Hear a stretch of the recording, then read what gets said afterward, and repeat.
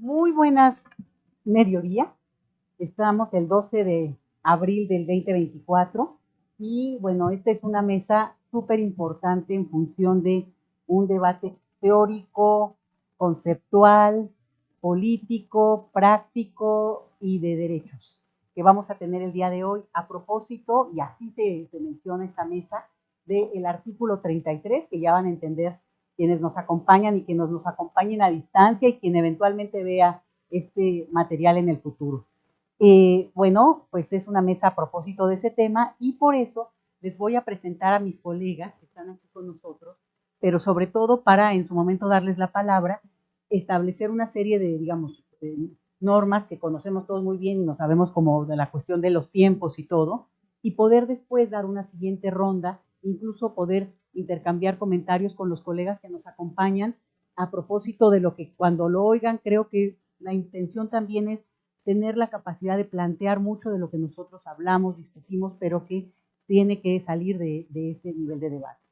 Dicho así, pues bueno, quiero presentarles, les voy a ir de la izquierda más, ahora sí que iba a decir de la izquierda más extrema allá, ¿no? Al doctor Pablo Yankelevich, Luis Pedraza, Enio Hoyo y el doctor Jorge Durán, colegas muy queridos y bueno, apreciadísimos y los expertos en este tema, aunque nos falte, quiero decirlo y mandarle un saludo si eventualmente llega a ver esto, a Daniela Gleiser, que pues no nos pudo acompañar, pero también su voz es indispensable en términos del aporte académico a este tema. Entonces, dicho eso, pues voy a comentar simplemente un par de cosas.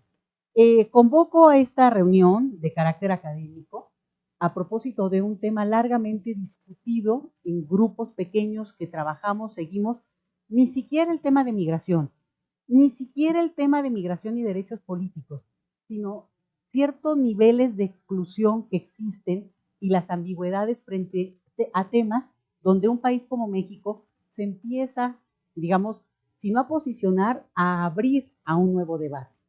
Y dicho eso, la elección del artículo 33 podría ser, junto con otros, muchas, digamos, ejemplos, para poder hablar de situaciones que en nuestro país generan una controversia, pero generan otro tipo de resultados de los que ya hablaré en mi caso un poco más tarde. Para poder ubicar el tema, y si les parece bien, incluso hagamos el mismo orden que tenemos aquí en la mesa y que pueda empezar el doctor Yankelevich, también en el entendido de que podamos tener una reunión ágil y que también ustedes puedan disfrutar del bonito día que hay en esta ciudad. Entonces, si quieres, Pablo, tú arranca para poder establecer muchos de los elementos que tú eres el experto.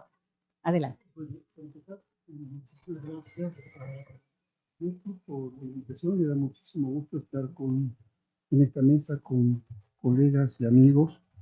Y solo una pregunta, ¿cuánto tiempo?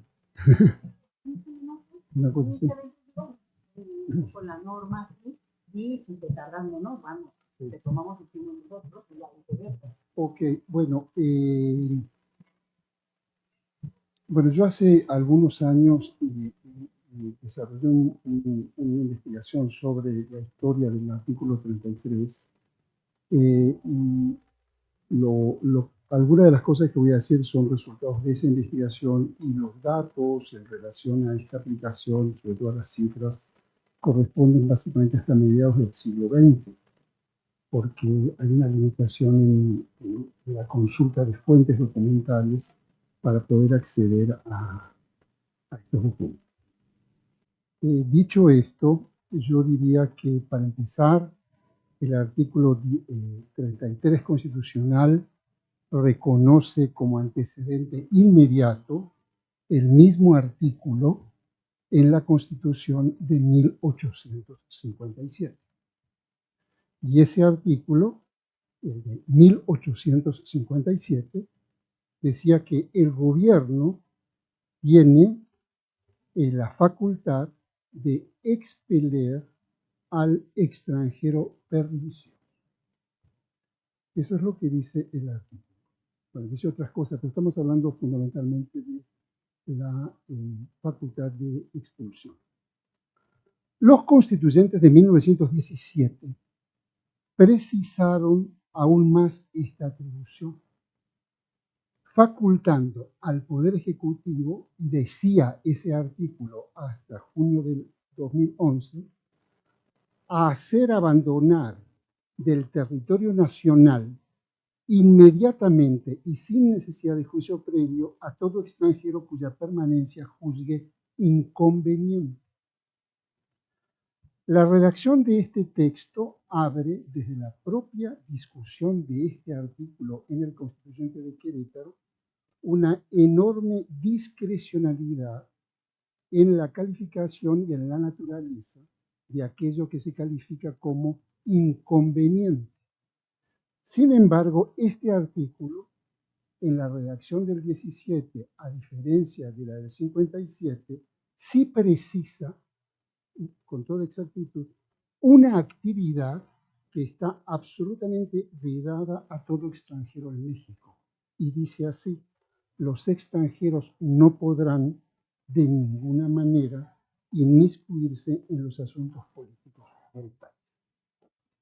Esa frase permanece hasta el día de hoy. ¿Cómo se explica este artículo constitucional que no tiene, como reconocieron los constituyentes del 17, ningún antecedente constitucional en ninguna otra constitución del mundo? Sí, en muchos países de todo el mundo hay leyes secundarias que permiten lo que habilita el 33, pero no hay presencia constitucional o rango constitucional en esto. Esto los constituyentes lo señalaron, diciendo que era una cosa un poco radical. Bueno, yo creo que este artículo se explica en el contexto de lo que sucedió en la Revolución Mexicana, de un discurso y una práctica marcadamente nacionalista, en algunos casos con contornos xenófobos en algunos segmentos de la dirigencia revolucionaria, que instala unas, digamos, prácticas cotidianas en medio de la guerra y permite expresar sentimientos de animadversión que hacia los extranjeros que encuentran una traducción muy fiel en la Asamblea Constituyente del 17. Es decir, los constituyentes traducen de una manera, yo diría, bastante fiel, un sentimiento en torno a la desconfianza, al peligro, a la amenaza que representan extranjeros o presencias de extranjeros en esto. Y esto tiene que ver con lo que de alguna manera sucedió en el Porfiriato, y para esto no hay mucho tiempo para detenerse. Lo que sí quiero decir es de que el artículo 33 constitucional es, digamos, la cota máxima presente en la Constitución en términos de restricción a la presencia extranjera. Pero hay muchos otros artículos que acompañan esta misma idea. El límite máximo es el artículo 33. Cuando se discutió este artículo, en realidad cuando se valoró y la comisión dictaminadora en el Constituyente del 17 revisó el proyecto de artículo 33 que había enviado el propio Carranza, sucede una cosa muy interesante que quedó en la nada, pero por lo menos es interesante en términos de lo que vamos a discutir el día de hoy. La comisión revisora leyó el artículo y presenta un dictamen al Pleno que dice de que, bueno, en principio se reconoce la necesidad que tiene una nación de poder expulsar a un extranjero, pero, dice la comisión dictaminadora, debería ajustarse a las formalidades que dicta la justicia, que debiera precisarse los casos en los cuales procede la expulsión y regularse la manera de llevarla a cabo. Pero, como esta comisión carece del tiempo necesario para estudiar tales bases con probabilidad de acierto, tiene que limitarse a proponer que se reduzca un tanto la extensión de la facultad concedida al Ejecutivo, dejando siquiera el juicio de amparo al extranjero amenazado de expulsión. Con la enmienda que proponemos, desaparecerá de nuestra Constitución el matiz de despotismo que aparece revestido el Ejecutivo Nacional. Esto lo señala la dictaminadora, se presenta al Pleno y el artículo se aprueba tal como vino, con algunas modificaciones en relación a la tenencia de la tierra que pasaron al 27 Constitucional. Bien, el gran problema aquí son varios en realidad. El primero es ¿qué es una conducta inconveniente? ¿Sí? Ante esta imprecisión, la actividad que está precisamente señalada, como decía, es la injerencia en asuntos políticos.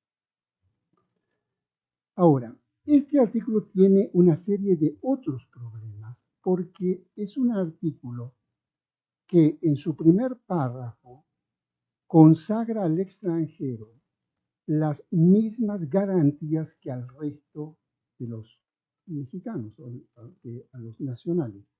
Sin embargo, en el siguiente párrafo, ¿sí?, por criterios evidentemente políticos, que yo por lo menos no le encuentro lógica jurídica, en el siguiente párrafo se les niega de inmediato las garantías constitucionales que el artículo 1 de la Constitución le da a los mexicanos, que es, entre otras, la garantía de audiencia consagrada en el 14 Constitucional, que por esta vía se limita el derecho de amparo consagrado en el artículo 103 y 107 Constitucional. Es decir, se niega o se negaba hasta el año 2011 justamente la capacidad de promover una acción contra un acto de autoridad violatorio de garantías individuales. Como ningún artículo constitucional puede ser declarado anticonstitucional, porque es una especie de despropósito, por lo menos en lo que yo he indagado en Suprema Corte de Justicia de la Nación, de los pocos casos que llegaron a Suprema Corte de Justicia de la Nación, yo no encontré ninguna sentencia, porque no la podría haber hecho, declarando que esto es inconstitucional.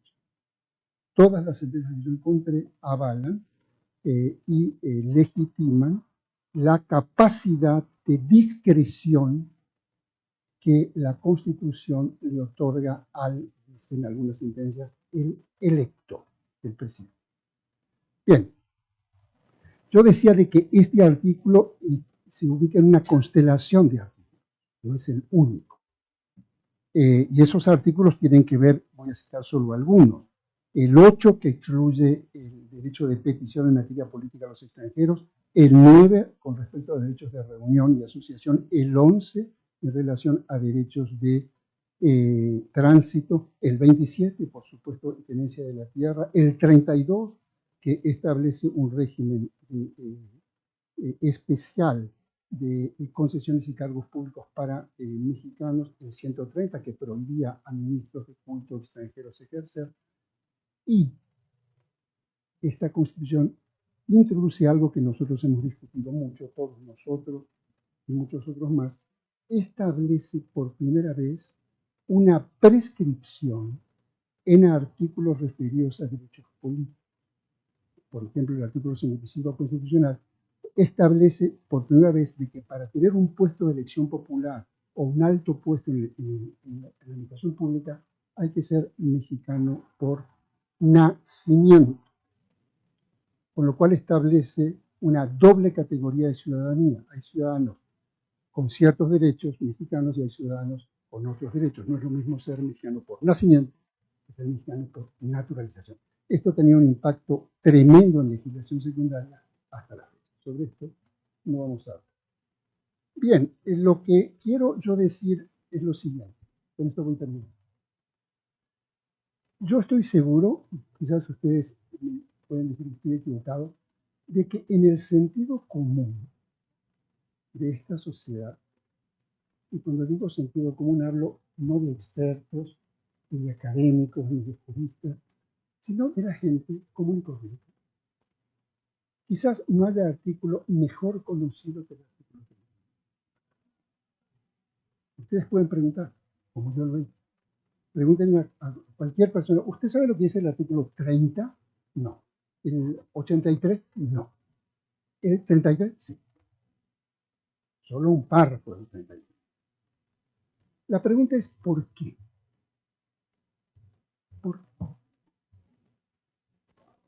¿Sí? ¿Por qué ese artículo está tan asimilado en la vida cotidiana?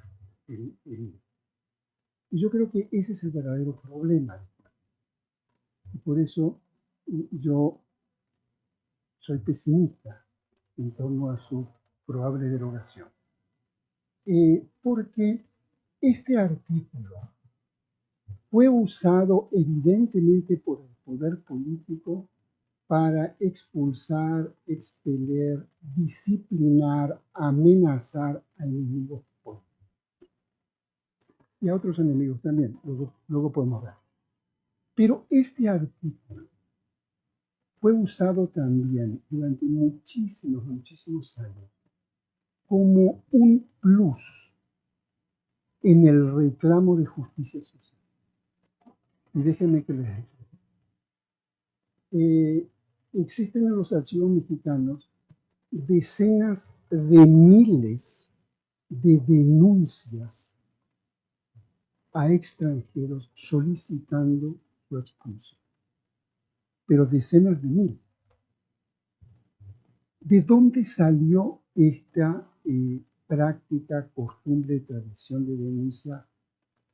Porque muchos reclamos sociales de comunidades agrarias, de sindicatos de trabajadores, de asociaciones profesionales, etcétera, etcétera, etcétera, cuando elevan su reclamo y su reivindicación, si la injusticia aparece asociada a una persona extranjera, es decir, si el dueño de la fábrica es un extranjero, si el dueño de la tierra es un extranjero, ¿sí? Si el capataz es un extranjero, si el comerciante es un extranjero, ¿sí? Si ahí donde la injusticia aparece asociada al extranjero, el ser extranjero le pone, repito, un extra de legitimidad al reclamo. Entonces tenemos miles y miles de reclamos por aumento de salarios, por huelgas, por reparto de tierras, por injusticias cometidas en oficinas, etcétera, etcétera, en donde, pues, del memorial de agravio se indica, y como es extranjero, solicitamos la aplicación del 33 Constitución. ¿Sí? No quiero decir de que se aplicaron decenas de miles de órdenes de expulsión, ¿sí? No llegan ni a 2000, por lo menos en la primera mitad del siglo XX, ¿sí? Pero son muchísimos. El problema es de que ese artículo, modificado en el año 2011, hasta la fecha no tiene ley reglamentaria. Esa es una gran pregunta. Si no tiene ley reglamentaria, ¿cómo se aplica? Bueno, se aplica y nadie sabe cómo se aplica. Si lo que nosotros pudimos ver en nuestra investigación es de que evidentemente quien centraliza la denuncia y la investigación es la Secretaría de Gobernación, a pesar de que fue habilitada para ello recién en 1934. Pero antes también lo hacía a pesar de que la ley de Secretaría de Estado no la habilitaba, sino que la habilitaba la Secretaría de la Cancillería.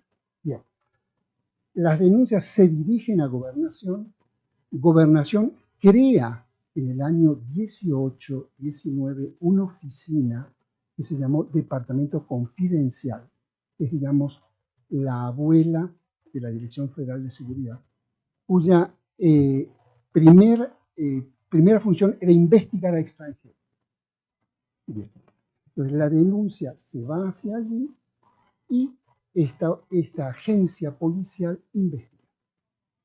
Y las investigaciones en algunos casos son buenas, en otros casos son malas.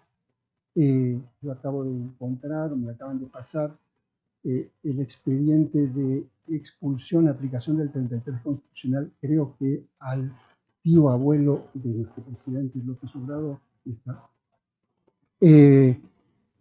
con algunas investigaciones son muy buenas porque corrigen discrecionalidades, arbitrariedades en la denuncia. Estas investigaciones a veces dicen, bueno, se podría aplicar el 33, no se podría aplicar, pero en realidad quien lo aplica, se supone que la orden viene firmada por el presidente de la República, viene firmada por Obregón y la revocación por Calle. Y lo aplica el presidente de la República. ¿Qué sucede en el medio? Es difícil. Es muy difícil saber porque ahí hay una cantidad de valoraciones en los casos, en las coyunturas, en las nacionalidades, en los impactos que esto puede tener, en las capacidades que tiene el extranjero de tratar de revocar la orden, etcétera, etcétera. Ahora, es un mundo de arbitrariedad. Nosotros hemos revisado algunos niveles de denuncias y se denuncia desde todo, pero desde todo, lo cual también es motivo de reflexión. Es decir, se denuncia, por ejemplo, a un fascista, a un líder de la Falange, que se aplica el 36, pero también se denuncia a un yerno que engaña a una mujer y el suegro pide que se lo expulse, ¿sí? Simplemente por infidelidad. Y el artículo 33, eso sí, se aplica democráticamente, en el sentido de que no hay un sesgo ideológico en la aplicación. Se aplica a un empresario petrolero y se aplica a un líder anarquista. ¿Sí? Es aquel que es valorado como enemigo en ese momento, independientemente del puesto, la posición ideológica que entonces, para ir terminando, lo que yo he visto, y aquí yo no tengo cifras, ustedes saben de que el artículo 33 se modifica en el año 2011 y lo que hace ese artículo en el marco de una adecuación a normas de derecho, respecto al derecho humano, es introducir el derecho de amparo. Es decir, que solo se puede, el extranjero tiene derecho a solicitar la protección de la justicia. Evidentemente, desde el año 2011 a la fecha no se ha aplicado una sola vez el artículo 33 por razones obvias. Es decir, ningún presidente va a expulsar a alguien sabiendo de que un juez lo va a hacer. Pero antes del 11 sí se aplicó. Lo que yo he visto, no tengo cifras, esto es una hipótesis más que cifras duras. A mí me parece que el artículo 33 cumple una función central en el orden político y esta función es la amenaza como disciplinamiento de conductas llevadas a cabo o ejercidas por personajes de nacionalidad extranjera. Es decir, el solo apercibimiento, como efectivamente nos consta, porque lo hemos encontrado en documentación, a determinados, esto lo encontramos claramente, y esto es un tema muy de moda, a la hora de la llegada de los asilados políticos, sobre todo en los años 60, lo hemos encontrado probablemente después, hay alguien en el aeropuerto recibiendo al asilado político, recibiéndolo, dándole la bienvenida, etcétera, etcétera, y leyéndolo el artículo 33. En la bienvenida. Esto es muy importante. Muy importante. Entonces, hay una manera de... me parece que el artículo tiene un poder simbólico enorme, un poder simbólico que alimenta también señas de identidad nacional, y ese poder simbólico es muy efectivo. No quiero decir de que se haya aplicado menos por ello, pero quiero decir que solo la amenaza otorga poder a su existencia, independientemente de la cantidad de veces que se aplicó. Yo tengo registro de una última aplicación en el 2009, 2008, pero no tengo cifras de cuánto. Hasta aquí llegamos.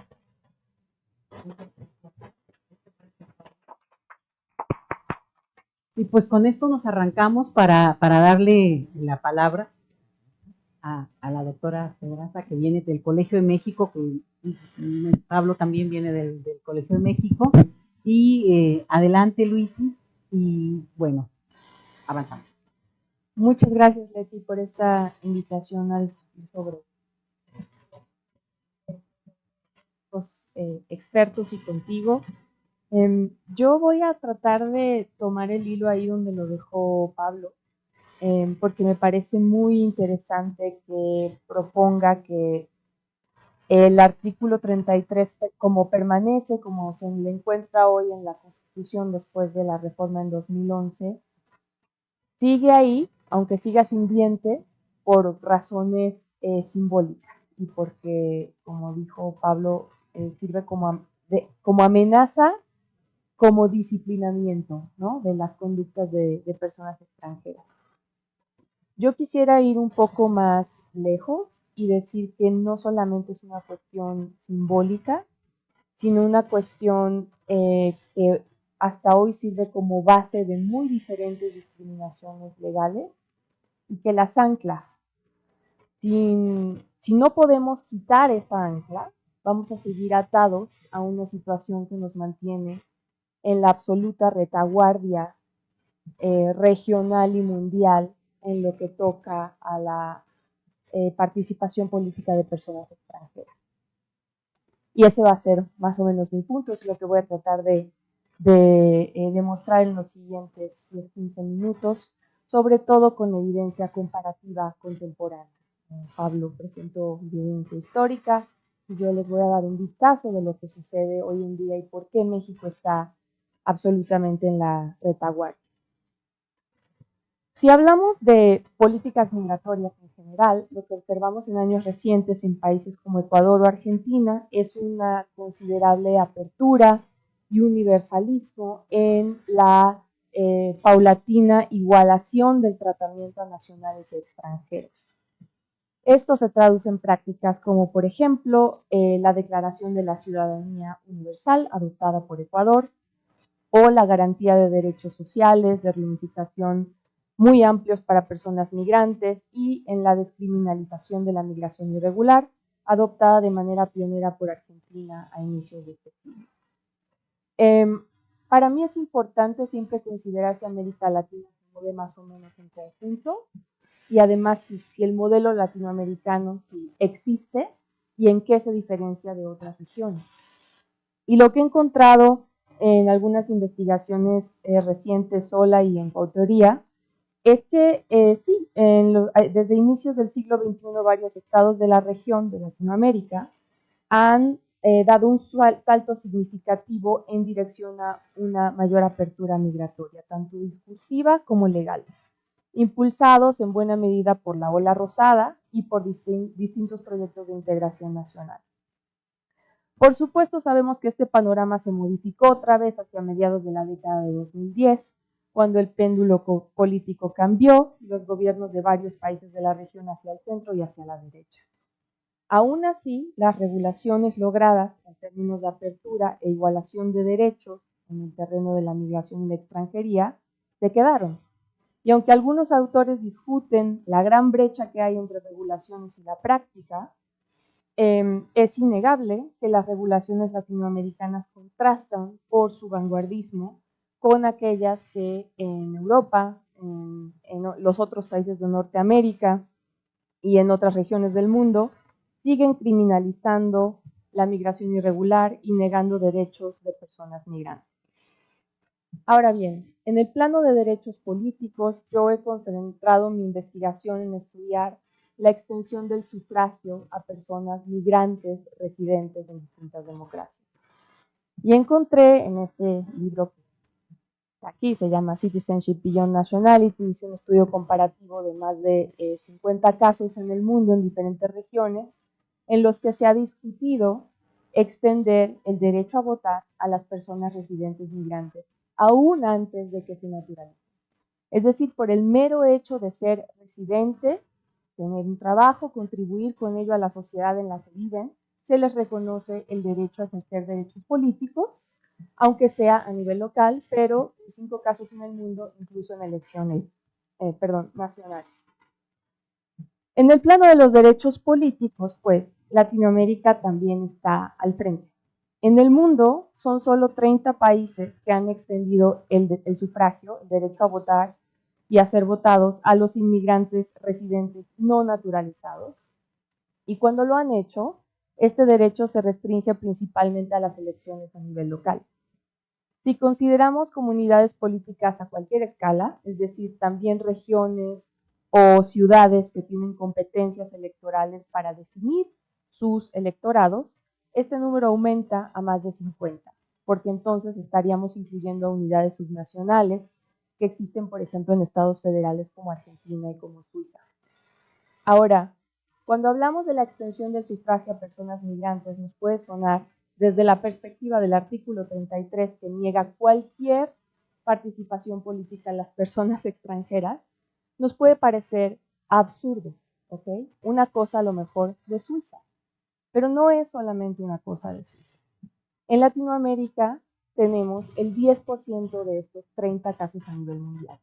O sea, sí, nuestra región está en la vanguardia en el reconocimiento de los derechos políticos a personas extranjeras, no naturalizadas. Y estos casos, algunos de estos casos son Perú, Ecuador, Argentina, Chile, Uruguay, Paraguay, Guyana. En este panorama, en el panorama incluso de nuestro vecindario latinoamericano, el caso de México es infame. Y lo es precisamente por todo lo que acarrea el artículo 33, como ancla de varias discriminaciones que se hacen entre las personas extranjeras y los ciudadanos mexicanos de origen. Como expondré en los siguientes minutos, México ocupa en esta diferenciación y estratificación de derechos políticos la peor posición en la región de Latinoamérica y el Caribe. En mi investigación yo pongo el foco más allá de las regulaciones de nacionalidad que adquieren las personas inmigrantes para considerar también la nacionalidad y la ciudadanía que preservan las personas emigrantes. Porque me parece que a veces en la contradicción de cómo se trata a unas y a otras, se ve muy claramente las contradicciones con principios democráticos básicos, de igualdad en el reconocimiento de derechos a las personas bajo un régimen político democrático. Así pues, yo comparo cómo diferentes estados tratan a sus personas inmigrantes y emigrantes y observo cómo ese tratamiento se relaciona con los supuestos sobre los cuales se establece una ciudadanía democrática como vínculo entre individuos y estados. En un estudio reciente, publicado en un libro que editó Pablo Yankelevich, comparé las regulaciones de 14 países de la región y observé que en esta muestra de países latinoamericanos existe un reconocimiento pleno de los nacionales de origen a retener su nacionalidad a pesar de vivir en el exterior, a obtener ulteriores nacionalidades sin perder la de origen, y que se ha avanzado muchísimo en la ampliación de derechos electorales de esos ciudadanos emigrantes. No así con los inmigrantes. No hay ningún otro país en nuestra región en el cual la distancia sea mayor entre los derechos de las personas extranjeras, que niegan totalmente, y los derechos que tienen nuestros emigrantes mexicanos en el exterior. Solo 4 países de la región dan iguales derechos a todos sus ciudadanos, sin importar su origen, su trayectoria migratoria o su posesión de otras nacionalidades. Estos son Bolivia, Colombia, Ecuador y Trinidad y Tobago. El resto de países de la región abre, como México, diferencias, espacios discriminatorios entre unas y otras categorías de personas, ubicando algunas en posiciones desde las cuales podrán ejercer una ciudadanía plena y a otras en posiciones desde las cuales su ciudadanía es parcial y está limitada temporal o permanentemente. Es decir, otorgan menos derechos a quienes han emigrado, a las personas nacionales por naturalización, a quienes son dobles nacionales o que a las personas que son nacionales de origen y que jamás han emigrado.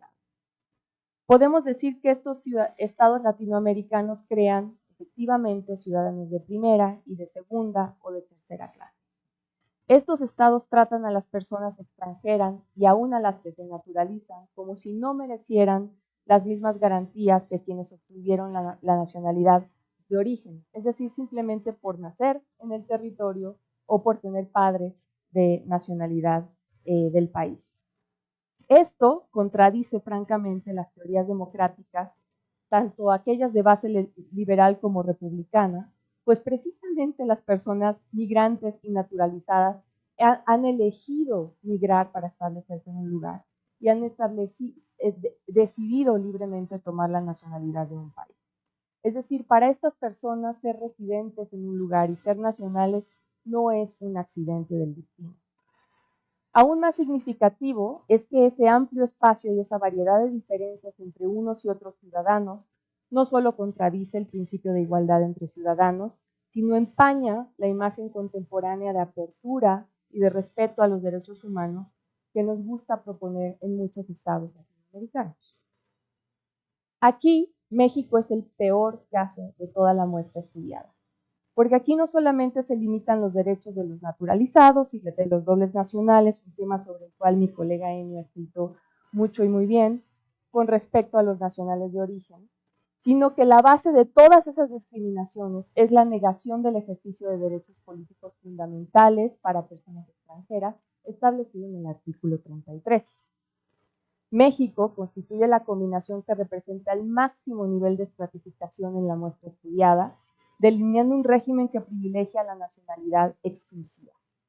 Podría decirse que los mexicanos de origen con una sola nacionalidad ocupan la cima en una larga pirámide en la que caben ciudadanías de segunda, de tercera y de cuarta categoría, y aquellos que no son ciudadanos de ninguna forma, los extranjeros.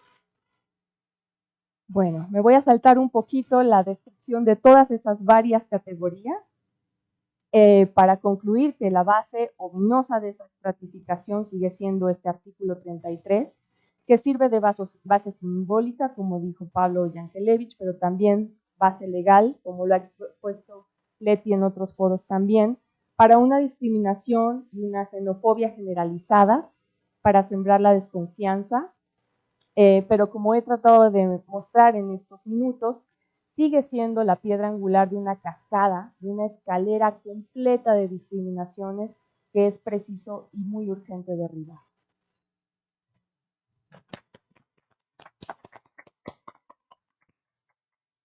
Muchísimas gracias, Enio Hoyo, por favor, y muchas gracias por que le corrió además, ya de última, el metro para acá. Gracias. Gracias. Gracias, Leti, por la invitación. Gracias a todos los colegas. Qué bueno que fue el tercero, porque ya Pablo ya nos dijo la historia y Luis sí nos dijo la comparación. Ahora yo quisiera entonces enfocarme en una pregunta pues más teórica, pero más de fondo. Y es muy sencilla. ¿Por qué demonios existe algo llamado artículo 33? Políticamente, ¿qué hace? Ya un poco Pablo ya nos dijo el caso mexicano. Pero bueno, veamos. Si a alguien le preguntamos en la calle sobre por qué existe el artículo 33, sí se lo va a conocer y además va a decir por qué es la defensa de nuestra soberanía, ¿no? Que es el pilar de la defensa nacional, etcétera, etcétera, etcétera. Bueno, uno va a las constituciones de otros países y encuentra que en muy pocas existe un artículo similar. O sea, a ningún país se le ocurre poner eso en su constitución. No quiere decir que no haya regulaciones. Sí las hay, todas las tienen, pero poco se les ocurre poner eso a nivel constitucional. Y además añadir esa última línea decimonónica, literal, de no se puede meter de ninguna manera en los asuntos públicos del país, ¿no? El artículo 33 tiene varias funciones. Si uno lee más o menos la estructura de la Constitución, digamos que son 3 capítulos. El capítulo 2 de los mexicanos, donde dice cómo conseguir una nacionalidad, ius sanguinis, naturalización, etc. Luego un capítulo de un solo artículo, que se llama capítulos extranjeros, artículo único, artículo 33, que son 2 párrafos, y básicamente en los 2 párrafos dice la primer parte, quién no son los mexicanos. ¿Quién son extranjeros? Que básicamente lo reduce a todo el que no sea mexicano, sin ninguna distinción, hace una dicotomía radical. ¿Qué derechos tienen? Que afortunadamente les damos los derechos humanos, ¿no? Eso dice. tendrán todos los derechos humanos de esta Constitución y ya. E inmediatamente salte a la prohibición expresa de hacer cualquier cosa política. Otros artículos, por cierto, en la misma Constitución mexicana no tienen este nivel punitivo, así esta descripción de no puedes hacer esto, al contrario, te enuncian derechos, no tanto prohibiciones, derechos o obligaciones, pero no prohibiciones expresas. El artículo 33 lo dice sin ambajes, ¿no? Y ya otros capítulos se dedican a, bueno, los mexicanos, nacionalidad, ciudadanía, etcétera. Pero bueno, entonces, ¿por qué tenemos un artículo único de un capítulo único dedicado exclusivamente a decir los extranjeros no puedes intervenir en política? Bueno, si uno le pregunta también a la gente en la calle, oye, ¿qué es una constitución? Lo más probable es que la respuesta inmediata será, es que porque ahí se garantizan nuestros derechos, ¿no? Y es cierto, las constituciones sirven para enumerar los derechos que la gente tiene. Pero en realidad, en el mundo, esa es una subfunción de las constituciones, es una partecita muy importante, pero solo una parte de lo que es una constitución. La constitución, de hecho, sirve justamente para constituir un Estado, de ahí viene su nombre. Incluye, por ejemplo, su territorio. No todas las constituciones lo dicen, pero la mayoría dice, bueno, el territorio incluye no solo la tierra, sino los mares territoriales, etcétera, etcétera. Algunas constituciones hasta ponen los partes, la nuestra la pone, del país. Algunas incluso mencionan hasta fronteras, etcétera, con quién colinda y demás. Es decir, primera parte, el territorio, porque este territorio es donde yo voy a ejercer mi soberanía. Y aquí voy a decidir qué pasa y quién entra y quién no. Y segunda función, definir la membresía, y eso lo hacemos nosotros muy bien. La membresía de quién es miembro de ese Estado y quién no, cómo se logra la nacionalidad o la ciudadanía. Nosotros tenemos esta diferencia también particular latinoamericana entre nacionalidad y ciudadanía, que no es lo mismo. Qué derechos tenemos, etcétera, etcétera. Y tercera función, definir las estructuras políticas, ¿no?, que gobiernan a ese territorio y esa población. Qué tipo de régimen es, si república, monarquía constitucional o qué. Si es federación, si está centralizado y demás. Y otras constituciones, además, incluyen también la nuestra, los fundamentos históricos de la nación. Nosotros estamos basados en nuestros pueblos indígenas, etcétera, etcétera, etcétera. Otros, además, dicen, no, además nosotros somos un pueblo que sigue a tal religión. Sucede mucho en repúblicas con un componente religioso importante de todas las religiones y así. Entonces, realmente define básicamente al Estado, constituye al Estado en ese sentido. Y como parte de esa constitución y de esa soberanía, es cierto, y está en el derecho internacional, que los Estados tienen absoluto e irrestricto derecho a definir quién son parte, o sea, quién es el miembro de la nación. Eso, las leyes de nacionalidad siguen siendo el último reducto de la soberanía estatal absoluta. Nadie te puede decir a ti, México, ni a Zimbabue, tú tienes que nacionalizar o reconocer la nacionalidad a tales y tales personas. Eso no se puede. Y también tienen una potestad casi absoluta los estados sobre la entrada a su territorio, casi absoluta, porque, bueno, hay ciertas limitaciones, sobre todo está muy de moda el tema, del derecho de asilo, no como sucede ahorita en Ecuador, sino el derecho de una persona a solicitar asilo, a entrar en el territorio y solicitar asilo en ese territorio de otro estado, y ese estado no te puede, en teoría, desafortunadamente, todo es en teoría, expulsar de inmediato, sino que te tiene que dar un procedimiento para ver si te asila o no, pero no te puede simplemente correr porque entraste de manera indocumentada si es con razón de asilo. Es una de las poquísimas, digamos, regulaciones respecto a la soberanía, a la soberanía entendida en el sentido de control de quién entra y quién sale. Ahora, sucede algo particular. Todas las constituciones, casi todas que uno puede leer, tienen algún elemento que señala eso. Yo, Estado, tengo el derecho de decidir quién entra a mi territorio. Está bien.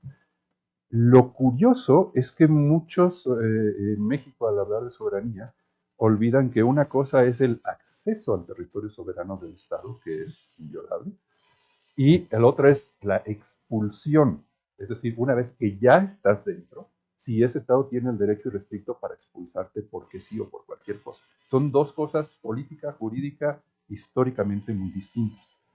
Vaya, en el régimen internacional, por ejemplo, es decir, régimen combinando tanto derechos como prácticas, Los nacionales del país pueden entrar y salir de su propio país con completa libertad, pero el otro país a donde van tiene el derecho también de regular si entran o no. Pero una vez que estás dentro, los estados no te pueden expulsar simplemente porque sí. Hay, digamos, 3 grandes áreas en las cuales te pueden negar, te pueden expulsar una vez dentro. Uno es que hayas entrado de manera fraudulenta, indocumentada, ilegal, pongamos el calificativo que queramos, yo creo que indocumentado es el más correcto, porque entonces el acto mismo de origen por el cual estás ahí fue ilegal y por ende no deberías estar aquí en primer lugar. Y es cuando te deportan por cuestiones migratorias. Y eso también está regulado en todo el mundo. Si entraste de manera indocumentada o irregular, como queremos decirlo, al territorio de un estado, ese estado te puede quitar, sí, te puede sacar, si no pediste asilo, si es por otra cosa.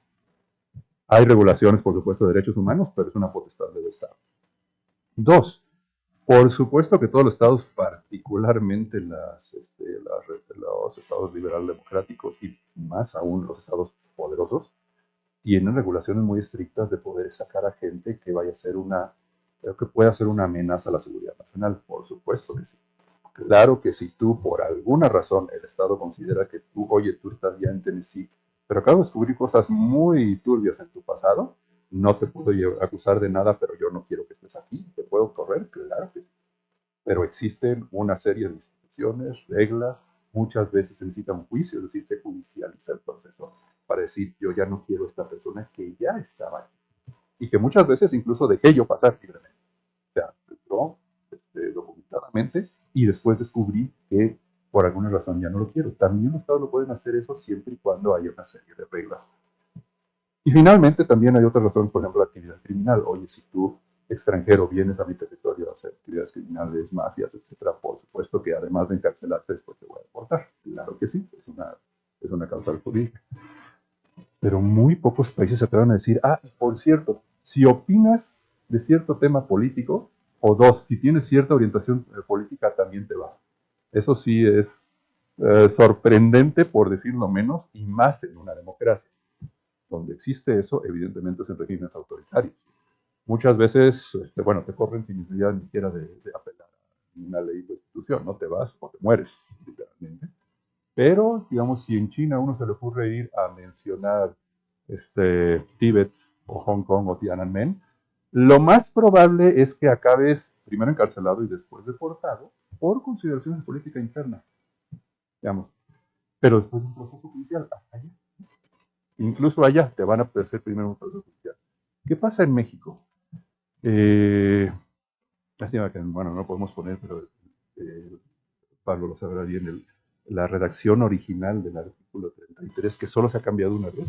Uno ve la historia de las reformas a la Constitución y ve artículos literalmente cambiados decenas de veces, y el artículo 33 resalta porque solo se ha cambiado una sola vez, ¿no? O sea, más de 100, iba a cumplir 100 años cuando se reformó, y sigue básicamente allí, donde decía, no lo voy a leer para no retrasarme, pero básicamente que el Ejecutivo, se sobreentendía el presidente, tenía la facultad absoluta, completa, inmediata y completamente arbitraria de correrte si eres extranjero, simplemente porque él considera que no le estás haciendo bien al país, ¿no? Hasta la fecha se mantiene ese última frase: los extranjeros no podrán de ninguna manera inmiscuirse en los asuntos políticos del país, lo cual es muy interesante porque, a ver, ¿qué es inmiscuirse? Exactamente cómo, ¿qué es? Inmiscuirse es dar una opinión con un trago en medio de una reunión social sobre, híjole, la política mexicana apesta y todo el mundo estará de acuerdo, pero como eres extranjero no se te puede ocurrir, porque ya te inmiscuiste. De ninguna manera, literalmente estoy hablando, se supone que es un derecho humano de libre expresión. Pues no, porque eres extranjero no puedes hacer eso, no puedes hablar de política. Y tercero, asuntos políticos. Tenemos ahorita un problema con el agua aquí. Un extranjero que se ponga a participar en la manifestación de insurgentes, ¿se está inmiscuyendo en los asuntos políticos del país? Para muchos dirían sí, claro. Ese extranjero, aunque tenga que tomar el mismo agua que todos, no puede opinar sobre el agua porque es nuestro país, ¿no? Entonces, Y eso está en nuestra Constitución. No en una ley secundaria, sino que está escrito en un artículo constitucional que nadie se ha atrevido a cambiar. Bueno, la pregunta es, ¿por qué entonces México considera tan importante esa defensa ante lo externo? Evidentemente tiene raíces históricas profundas. Corrígeme, Pablo, pero tiene, de hecho, desde Constitución de Cádiz y demás, se puede hacer una pequeña, digamos, trazado de esa idea defensiva de la Constitución. Uh-huh. El asunto de los motivos políticos aparece solo en la Constitución del 17. En el 19 esto no está presente.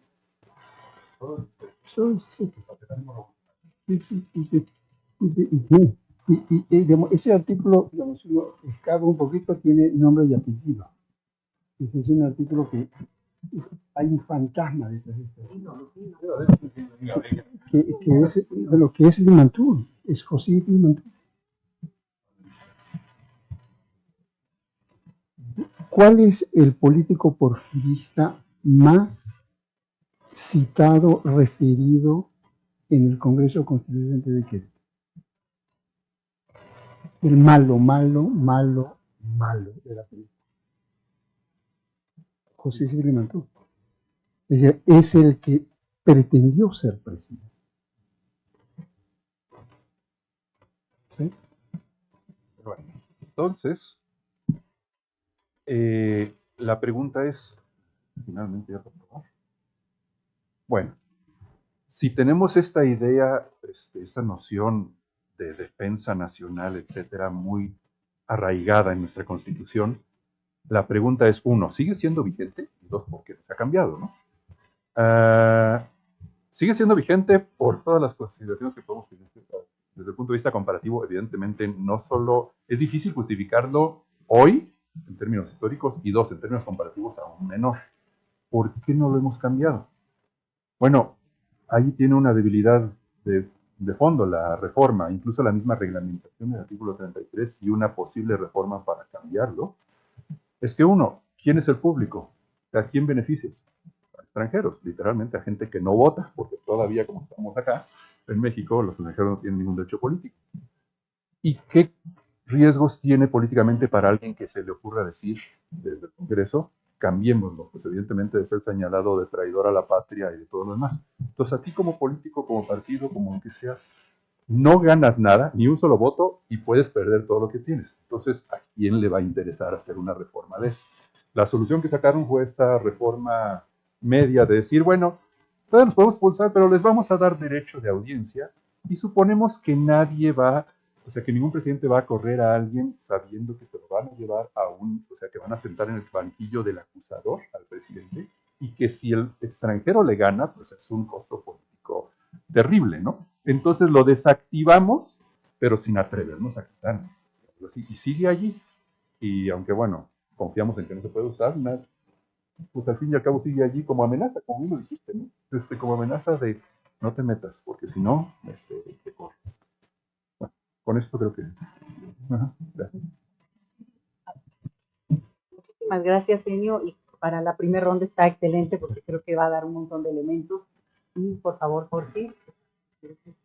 Gracias.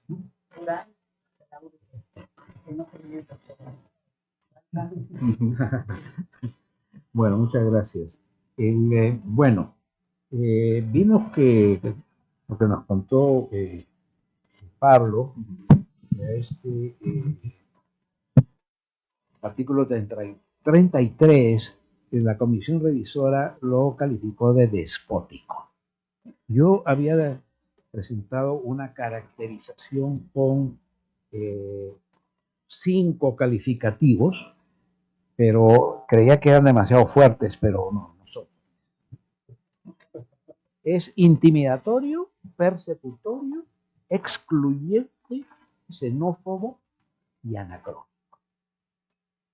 Cuando yo llegué a México en 1976 a estudiar antropología, fui a vivir y a estudiar en el Cerro Judío, que está arriba de San Jerónimo. Era una urbanización reciente de compra ilegal de terrenos ejidales. Y obviamente de lo que iba a estudiar era precisamente la lucha por el reconocimiento a la tierra. Eran los tiempos en que hablábamos de movimientos sociales urbanos, que eran muy fuertes en la Ciudad de México por las invasiones de tierras y por la compra ilegal de terrenos ejidales. Y obviamente mi tesis era sobre ese movimiento político y participaba en ese movimiento político. Y lo que me dijeron es, ten cuidado con el 33. Efectivamente, tuve que tener cuidado, ¿no?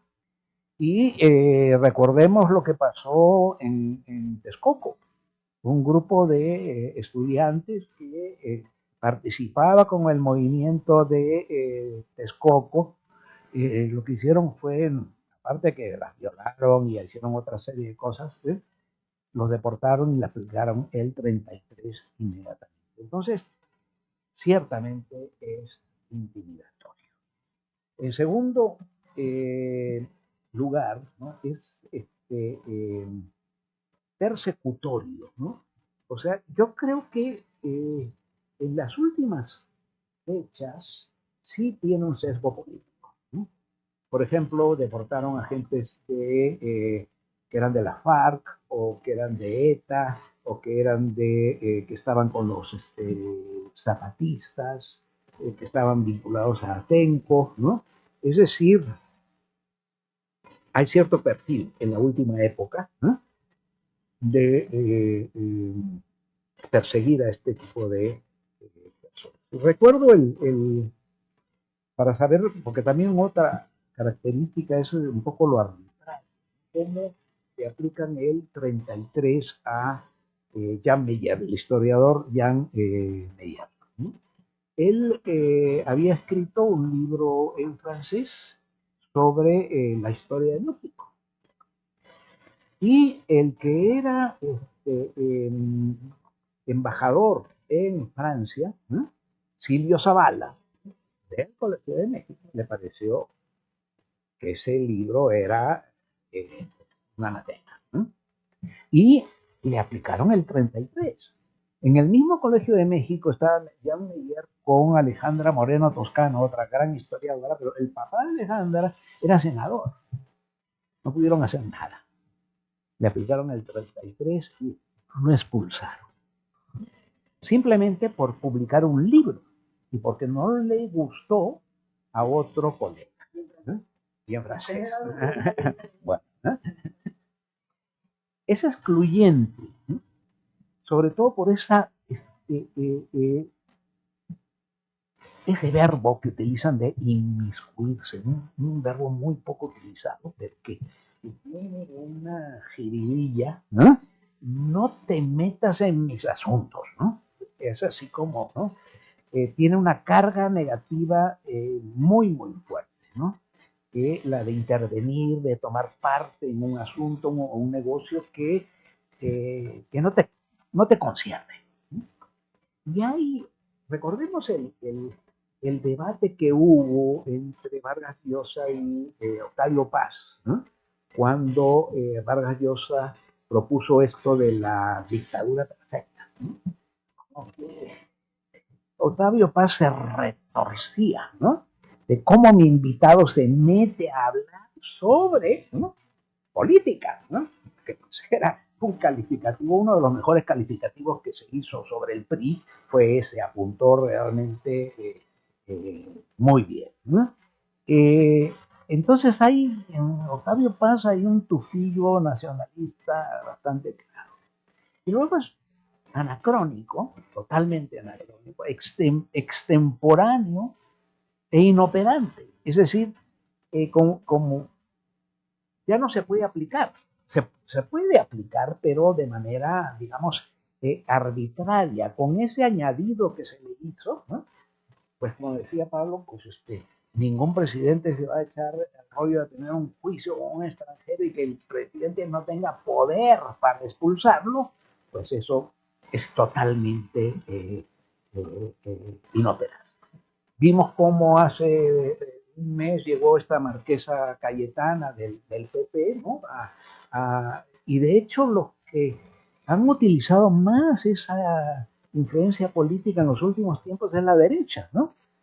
Y no ha pasado nada, ¿no? El presidente López Obrador, precisamente una pregunta que le hicieron en la mañanera que comentó acá Leti, ¿no? ¿Ah? Sobre el 33 dijo, bueno, habría que pensarlo, es posible, ¿no? Pero yo diría que no van en razón. Hay que derogar el 33. Ninguna reforma vale en este caso. ¿Por qué? Porque es la puerta cerrada a una cadena de posibilidades, ¿no? De derechos que pueden tener los extranjeros en México, que les está completamente cerrada esta posibilidad. Recordemos lo que pasó con la ley de no pérdida de la nacionalidad, que también era otra monumento de la Constitución, es decir, que un mexicano no puede tener dos nacionalidades porque si no pierde la mexicana. O eres mexicano hasta allá, o tienes que renunciar si adquieres otra nacionalidad.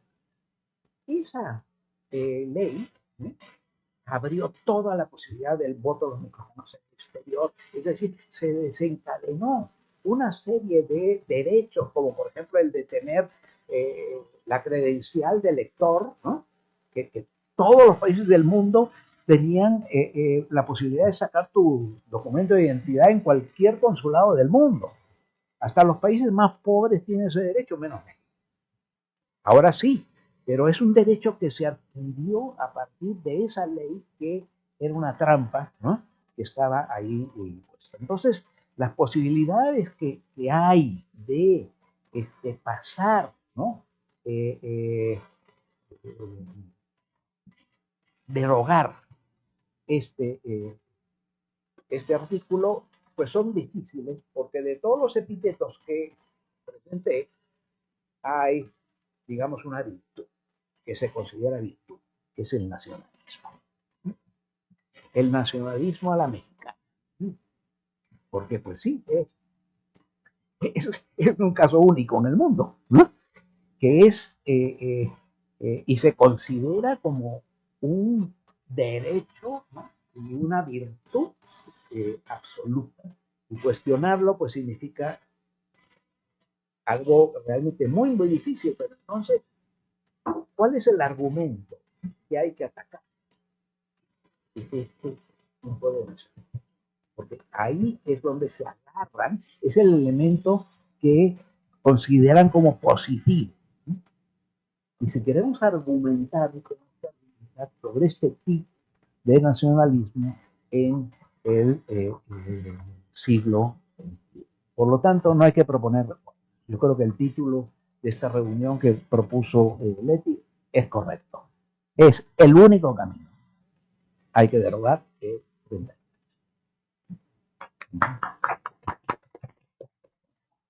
Bueno, pues muchas gracias. Ahí nada más estaba poniéndome de acuerdo con las chicas de allá para al final poderles pedir un favorcito. Pero miren, yo quiero ir por otro lado porque creo que les voy a contar. Tenemos mucho tiempo siguiendo este tema, dándole como seguimiento, a ver en dónde está, cómo va, reunirnos con, yo creo que han pasado ya varios sexenios, de hecho, ¿no? En que se ha discutido y que un poco el énfasis tiene que ver con los derechos, como bien lo han presentado mis colegas, con los derechos de los extranjeros. Y en mi caso, yo he estudiado el tema de los derechos de los mexicanos como extranjeros. Entonces, como que es pues una cuestión que embona.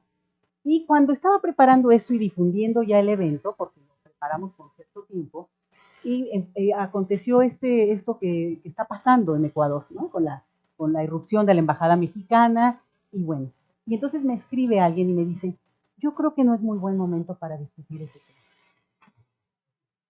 no vaya a ser que los colegas opinen sobre Ecuador cuando esto es una cosa de las figuras en este momento, ¿no? Entonces, pero yo creo que es justamente lo que yo pensé, este es el momento de discutir este tema. O sea, yo al contrario, casi que me ponen la dinamita para pensar al revés, ¿no?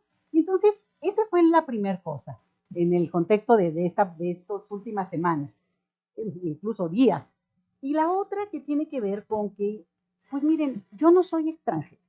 Yo casi que, además es queja de alguna vecina, que yo como trabajo migración si ni siquiera vivo lejos. O sea, ¿no? Eso es una cosa que alguien me criticó alguna vez. Entonces, si yo no me he mudado ni de barrio, vamos, para acabar pronto.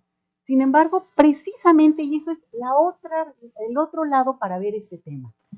En lugar de verlo en función de la extranjería, que creo que es la historia que nos permite entender el contexto del nacionalismo, con el que ya no voy a estar tan de acuerdo en el último punto, Jorge, pero ahora lo digo, precisamente yo lo veo desde la perspectiva de que esta es una de las muchas, no es la única, pero una de las muchas llaves para destrabar una xenofobia que en nuestro país está legalmente aceptada.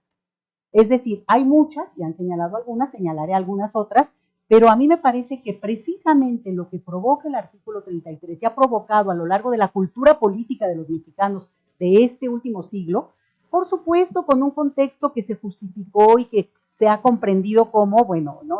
Generar todo un ambiente en el cual al final de cuentas la defensa irrestricta de una revolución, que no se nos puede olvidar también, México tuvo un proceso político ideológico potentísimo prácticamente hasta finales del siglo XX. Digo, nosotros somos herederos de eso, ya a los más jóvenes les toca esa ambigüedad y ese cambio ideológico, pero esa es la cultura política del mexicano. Entonces, justamente la referencia al 33, que se ha dicho acá, parte y construye y fomenta esa idea de la distinción de trato que tiene que haber, que en última instancia siempre nos permite, y es un reducto de superioridad frente a el otro. El otro porque ya en la última de la difusión, mira, de última tú eres extranjero, ¿no?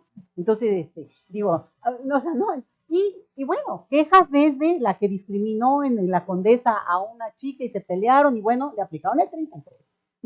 Digamos, hubo un seguimiento y al final ella no regresó ya, se fue a Argentina y no regresó, pero bueno, hubo un escándalo en redes sociales.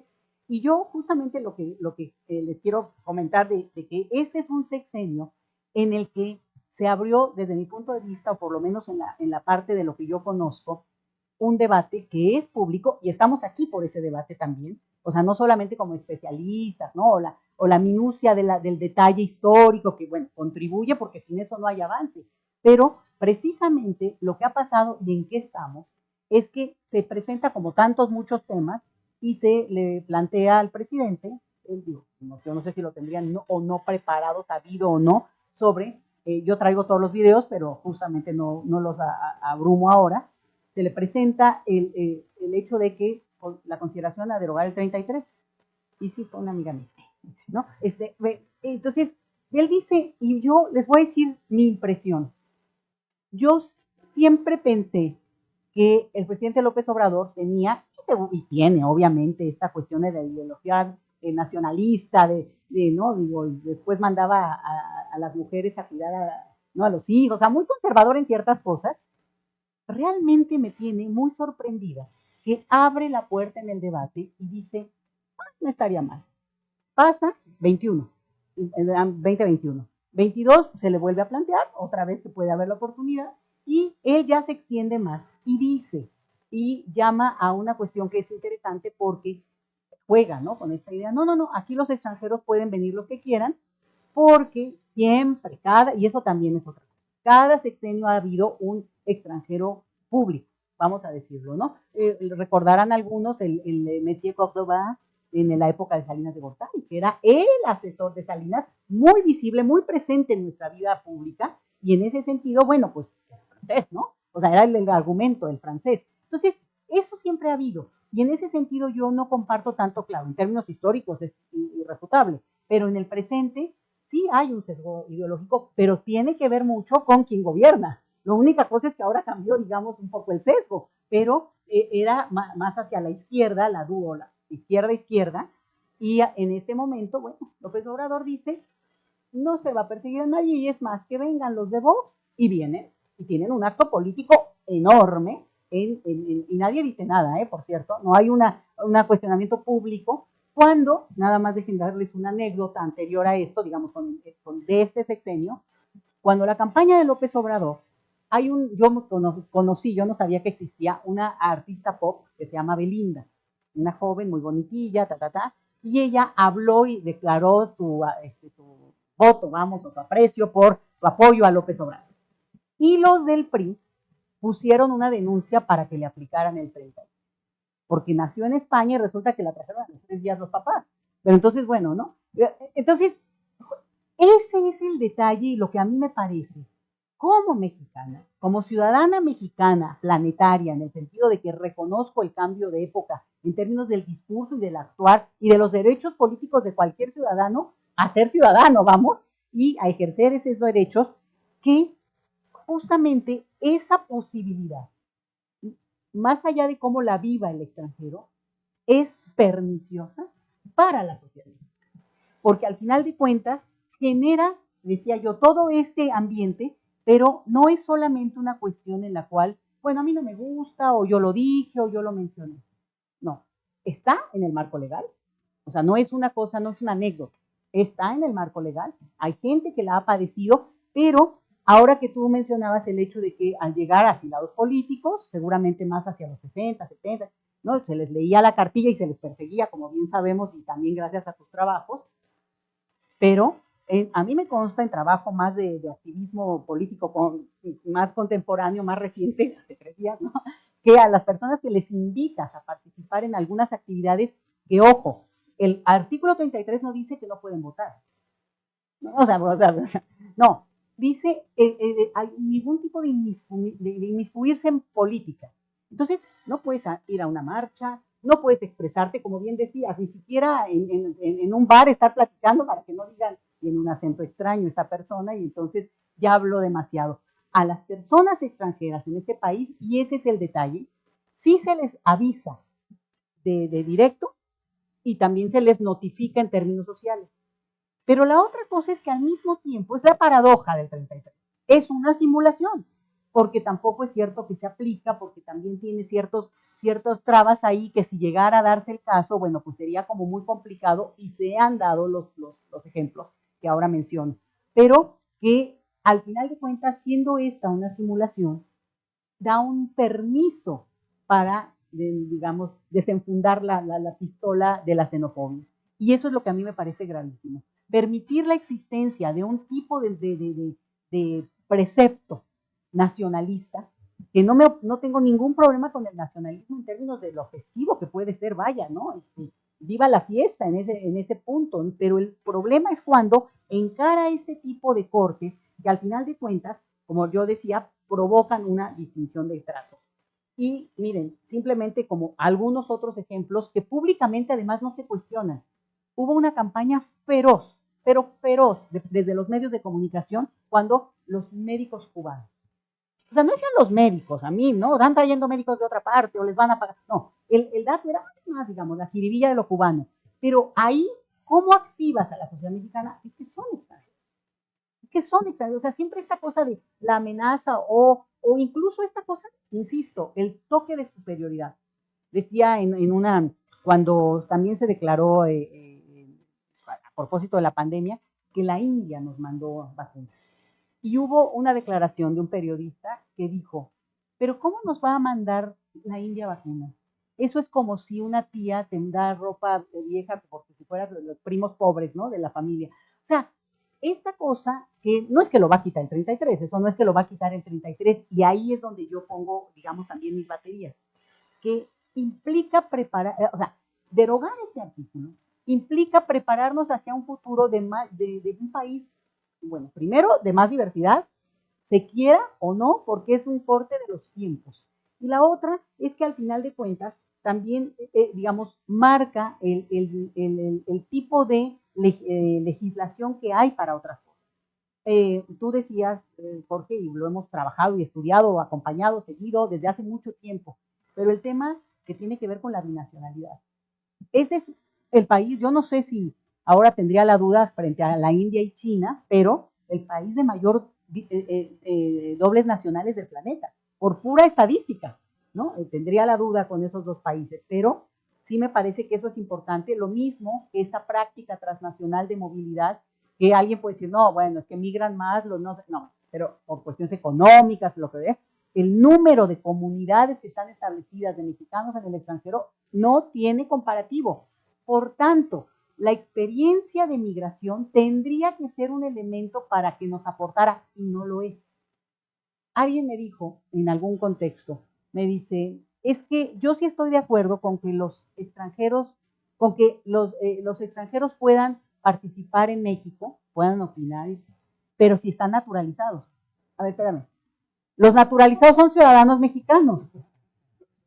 Pero ¿me entienden? Es que es la raya, es esa rayita, donde además los dobles nacionales tienen restricciones, y bueno, acá el experto es Enio, restricciones específicas, y también se las pasan por el arco del triunfo, que esa es la otra. O sea, es una simulación tras de la otra. La idea esta de también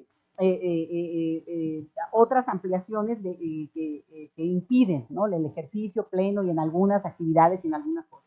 Pero el otro punto que a mí me parece que es interesante es que al no provocar también la inclusión, la naturalización de las personas que en términos legales te permite una cuestión jurídica, pero no lo quita, porque sigue estando como un fantasma. Entonces, una naturalización sí permite un procedimiento legal que ya te cubre, vamos, aunque haya exclusiones de otro tipo, pero mantiene este discurso que incluso, aún para un naturalizado, podría permitir que alguien, bueno, no, porque trabaja. Y también es otro dato interesante.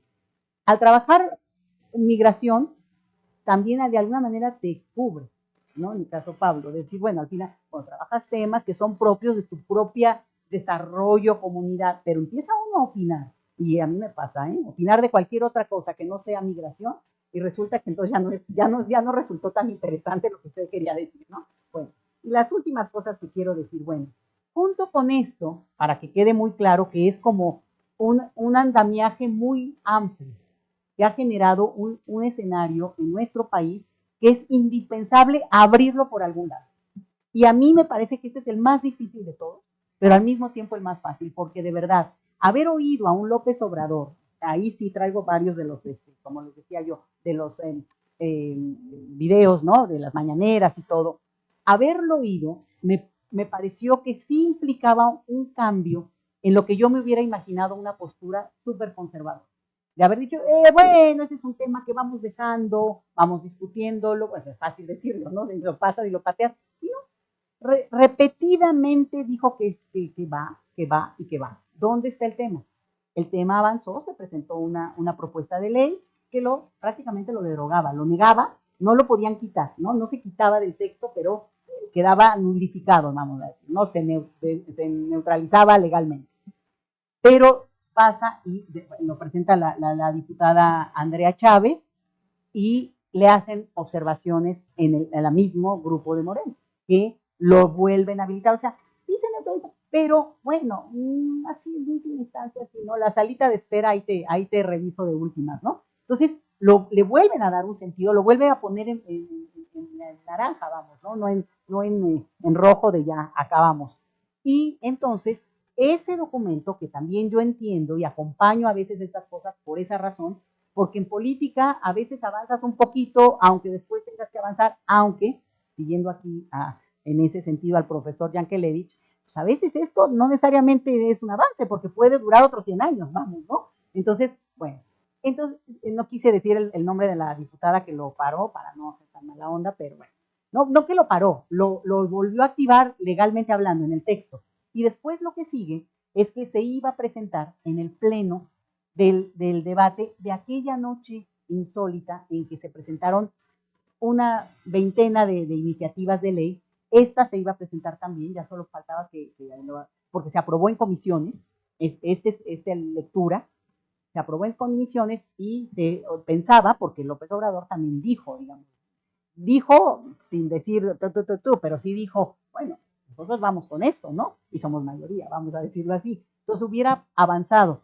y no se presentó. Digo, eran ya un caudal de iniciativas y me imagino yo que en términos de escenario político este es algo que hubiera desviado la atención hacia otros temas que se consideraron en ese momento más importantes. Vamos. Pero es una oportunidad.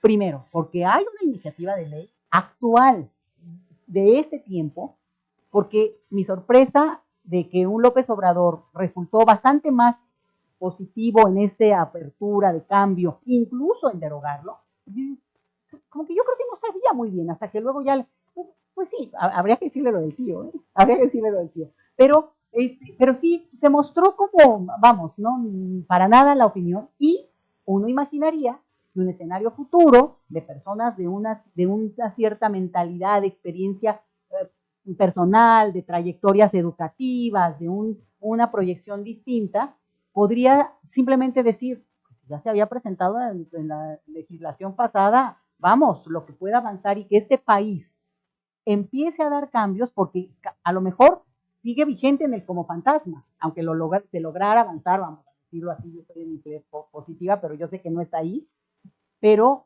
seguiría como un vigente, pero en el momento en que tú le pudieras decir, oye, esto se derogó hace 20 años, querido, ¿de qué hablas?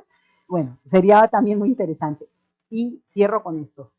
Se aprobó, nada más para que lo sepan, como anuncio, el martes pasado, fíjate, la derogación o de la apostilla, la obligación de apostilla para los documentos para que se pueda tramitar el tema de la nacionalidad. Se aprobó en Cámara de Diputados, pasó por mayoría, se aprobó en comisiones en el Senado y ahora se tiene que aprobar en el Pleno del Senado.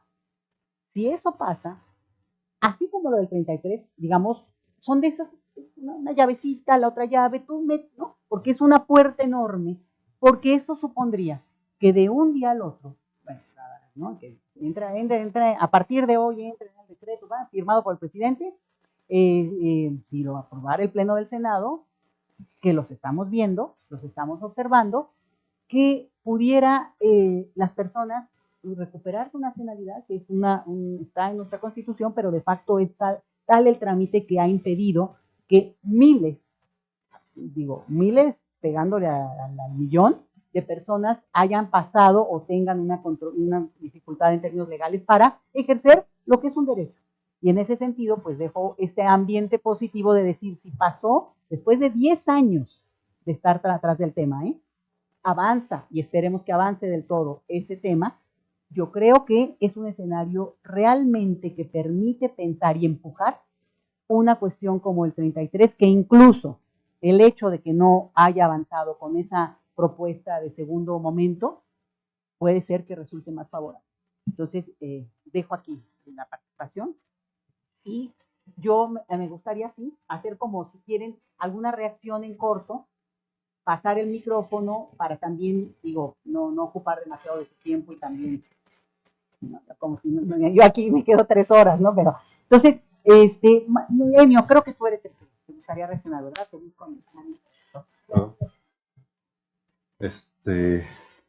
Bueno, yo, paradoja, yo estaría de acuerdo con todos los epítetos que el profesor Durán ha puesto sobre el artículo 33, estaría de acuerdo con que desapareciera, de todas maneras pondría más epítetos incluso.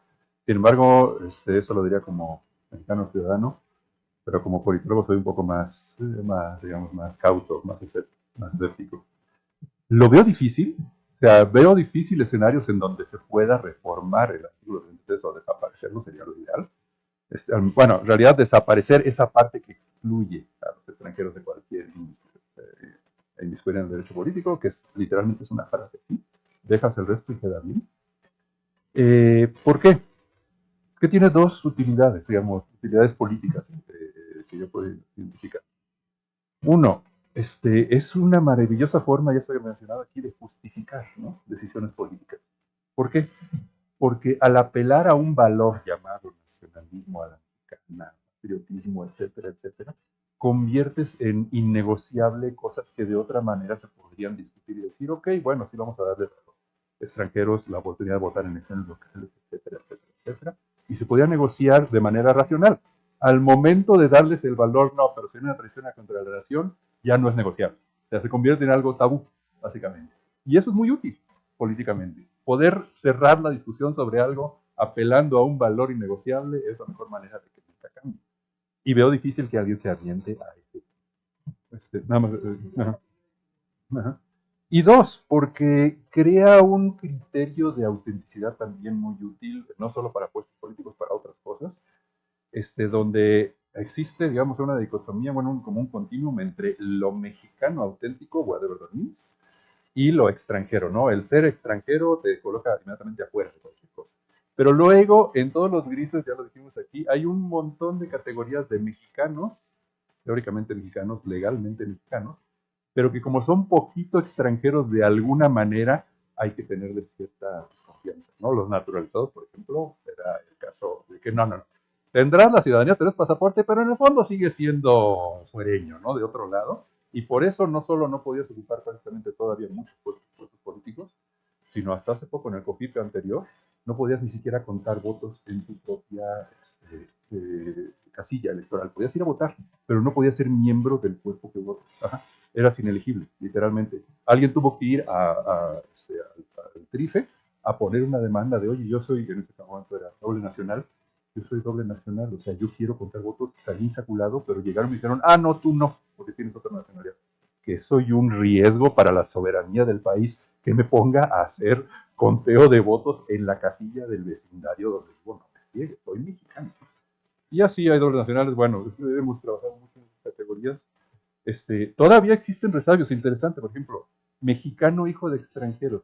El ejemplo perfecto era de que el presidente tenía que ser hijo de mexicanos con nacimiento, luego lo quitaron, ahora solo mexicanos, ahora de hecho solo uno de los dos tiene que ser mexicano. Pero todavía en la ley de las Fuerzas Armadas dice que el secretario de la Defensa tiene que ser hijo de padres mexicanos, ¿no? Así, no dice mexicano por nacimiento, gracias a Dios. Pero entonces tú puedes ser el mejor militar de México, pero si tuviste la fortuna de que tu mamá es española, no vas a ser secretario de la Defensa, porque, híjole, no, eres poquito español, ya con eso, ¿no? Ya. Sí, básicamente sí, ¿no? Asumiendo que el resto de los mexicanos no van a ser perfectos. Entonces, esas dos cosas, uno, justifica, es muy bueno para justificar, y dos, crea estas variaciones, ¿no? Y puedes jugar políticamente muy bien diciéndole a Paco Taibo, no, tú eres naturalizado, lo puedes decir a los invitados de la derecha, que a veces cuando te conviene, sí, no, etcétera, puedes jugar. En cambio, si lo quitas, pues básicamente desaparece oportunidad de jugar políticamente. Perdón.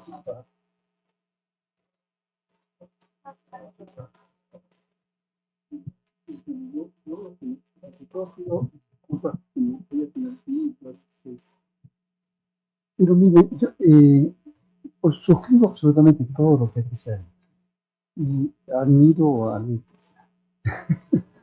por muchas razones, pero sobre todo por su optimismo, cosa que yo admiro y le envidio. Miren, el artículo 33 tal como está hoy, post 2011, ni siquiera se han animado a reglamentarlo. Yo supongo que reglamentarlo ya es un problema. Tiene la primera parte, que es un león sin dientes, en donde el presidente puede expulsar a alguien, pero el potencial expulsado puede ampararse, cosa que va a suceder. Y lo verdaderamente sustantivo de ese artículo es la prohibición expresa de inmiscuirse en asuntos políticos. Una solución es dejar al león desdentado y retirar la prohibición a la participación política, no a la ciudadanía política, simplemente no se está otorgando el derecho al voto, no, simplemente el derecho a opinar sobre política o a participar en algunas cuestiones políticas. Tiene razón Luis y tiene razón todos en el sentido de que ese párrafo del 33 es un candado que evidentemente está cerrando cualquier posibilidad de derecho ciudadano político. Bien, dicho esto, yo digo lo siguiente, todos nosotros podemos negociar muchas cosas, todos los seres humanos podemos negociar cualquier cosa, menos uno, la identidad.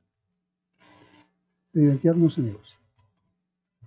Es decir, si tú, Jorge, eres de las Chivas, no puedes ser de la América, es impensable ser de la América. ¿Sí? Y probablemente con tus hijos suceda lo mismo. Esto tú lo sabes perfectamente bien porque eres antropo. Bien, un sello en la construcción identitaria mexicana es lo extranjero como amenaza. ¿Sí?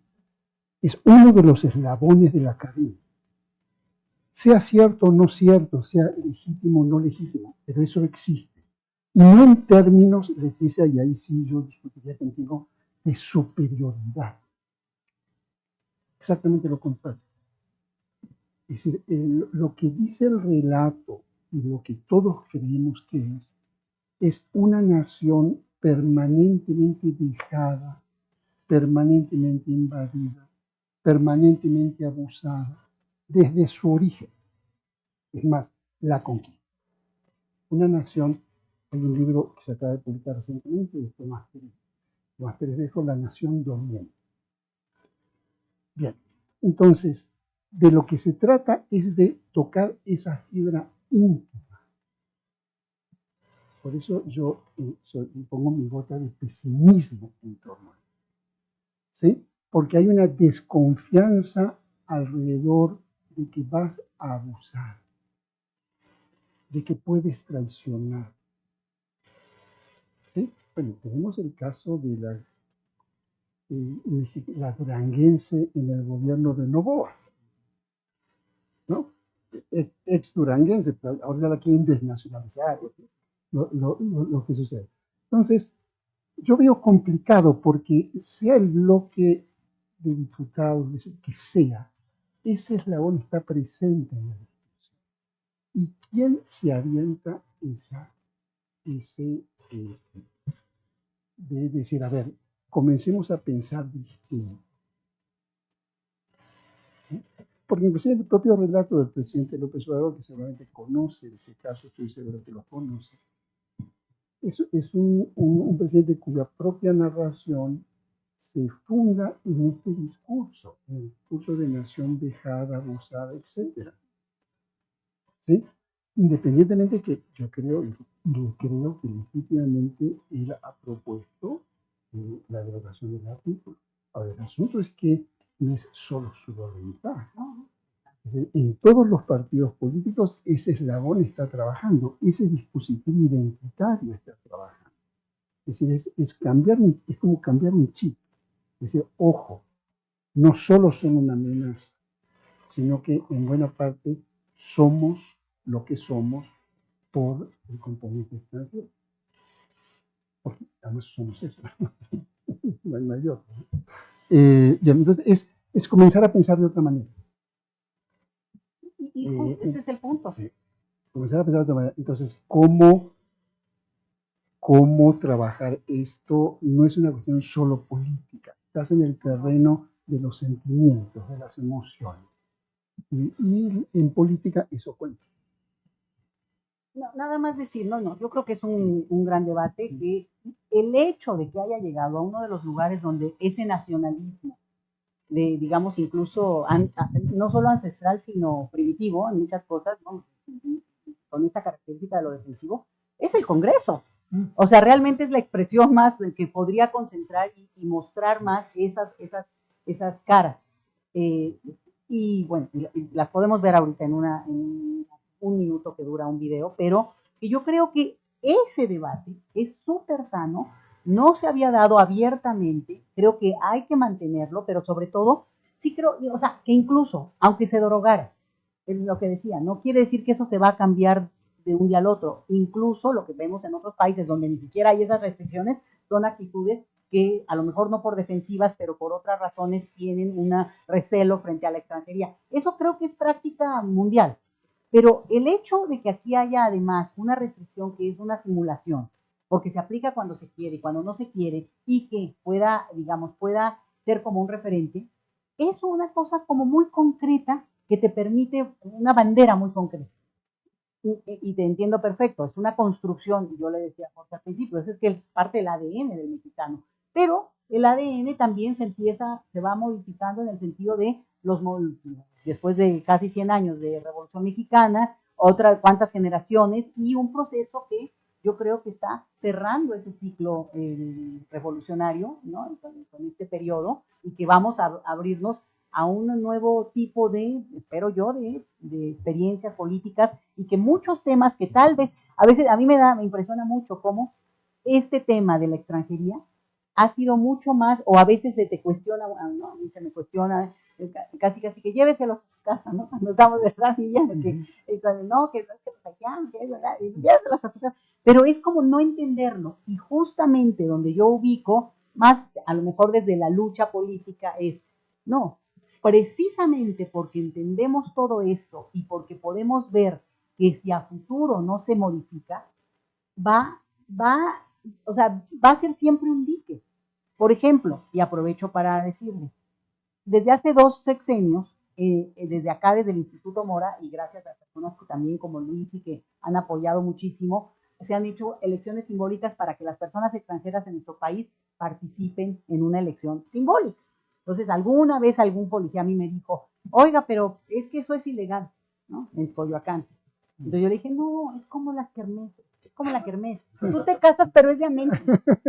Y además soy maestra. Ah, no, oye, soy maestra. Es exacto, ¿no? Entonces, pues no te casas, ¿no? Y no te llevan a la cárcel de verdad. ¿No? Ah, muy bien. Y entonces, esto es igual. Es como una kermés de las elecciones. Se convoca, se hacen elecciones. Pero para mí, la verdad, si votan muchos o pocos, pues no tiene ese alcance, no tengo anuncios en la tele como para que las personas se pudieran enterar y luego se entera gente que podría haber participado. El mensaje es el que desde la sociedad mexicana, nosotros como mexicanos, en ese sentido, decimos, es que no todos pensamos igual, no todos pensamos, y ahí yo digo que es más que de nacionalidad, de ideología y fuera máscaras. Porque el discurso que empezamos a escuchar, no te digo en qué partido, en todos, es algunos que ni le saben o ni le entienden, y otros, o que van alineados también, ¿no? Van en línea con lo que se ha dicho que hay que votar, por ejemplo, y otros que de repente dicen, no puede pasar, la patria está en peligro. Pero también, y tal vez por eso voy a mencionar el hecho de que la diputada que presente esto, pues sí es una generación evidentemente más joven que cualquiera de los aquí presentes, y eso tal vez puede explicar algo. Y pues no tiene tanto, y fronteriza además, ¿no? Y no tiene como que tanto prurito para entender que la nacionalidad es una cosa que también uno va acomodando y acomodándose en ese sentido, ¿no? Pero sí, ahora, bueno, sí, evidentemente es un asunto cultural, ¿sí? Profundamente arraigado. Tú hablas de identidad, ¿sí? Y tenemos que estar un poco reticentes de la posibilidad, ¿no? Que se pueda. Pero estamos hablando de un nacionalismo xenofóbico constitucional. así es. O sea, no estamos hablando de lo que tú decías, la fiesta y los mexicanos y el mariachi y vamos a tomar tequila. No, estamos hablando de un tipo de nacionalismo que lo podría definir así, no sé si. Nacionalismo xenofóbico constitucional. Es decir, eso es ese tipo de nacionalismo y ese nacionalismo, retomándose, es pernicioso para el país. Entonces, por eso es que tenemos que ir adelante y derogar el 33. Ese es el argumento. Y porque yo terminé de decir, lo que tenemos que cuestionar es el nacionalismo, pero este rasgo del nacionalismo mexicano que se expresa en no sé cuántos artículos, en un montón, pero especialmente en el 33. Y luego, obviamente hay una tarea gigantesca, ¿no? Para cambiar el chip, ¿no? ¿Ustedes se acuerdan lo que a esta Alejandra Aguilar, ¿no? ¿Se acuerdan que dijo que era 10% Argentina? Es un ídolo popular, ¿no? Ah, no, se la comieron viva. Hoy yo conozco más el folclore Alejandra, porque vi unas caras así como que no. No sé quién hizo Alejandra. No. La prima Pepe Aguilar. la cantante de ranchero más reconocida. Es que es de Guadalajara. ¿Ah? Yo soy de aquí de mis padres. Tenemos problemas con el agua. Puro metal. No tengo voz. Bueno, no, es la más importante hoy día cantante juvenil y tiene, bueno, pero dijo que era 10 o 20% argentina, escucha, la crucificaron y todavía le siguen en las redes, ¿no? Le hicieron polvo, ¿no? Entonces, hay sí una cuestión popular, ¿no? De que si no eres mexicano, a las cachas, ¿no? ¿Tú cómo vas a decir que yo tengo 20% de Argentina porque mi abuela era argentina o lo que sea? ¿No? Entonces, ¿cómo combatir eso? Es, bueno, cultura. ¿No? Y es muy difícil, ¿no? Y es exhibirlo. Y pero sí, entonces, yo diría que hay que definir esta carácter, cómo definimos el 33, que podríamos aventurar sobre eso, pero que es muy permisivo para el país porque suceden estas cosas. ¿No? ¿No? ¿Por qué? Porque eres algo de extranjero tienes, ¿no? No, pero no, nada más una cosita, nada más.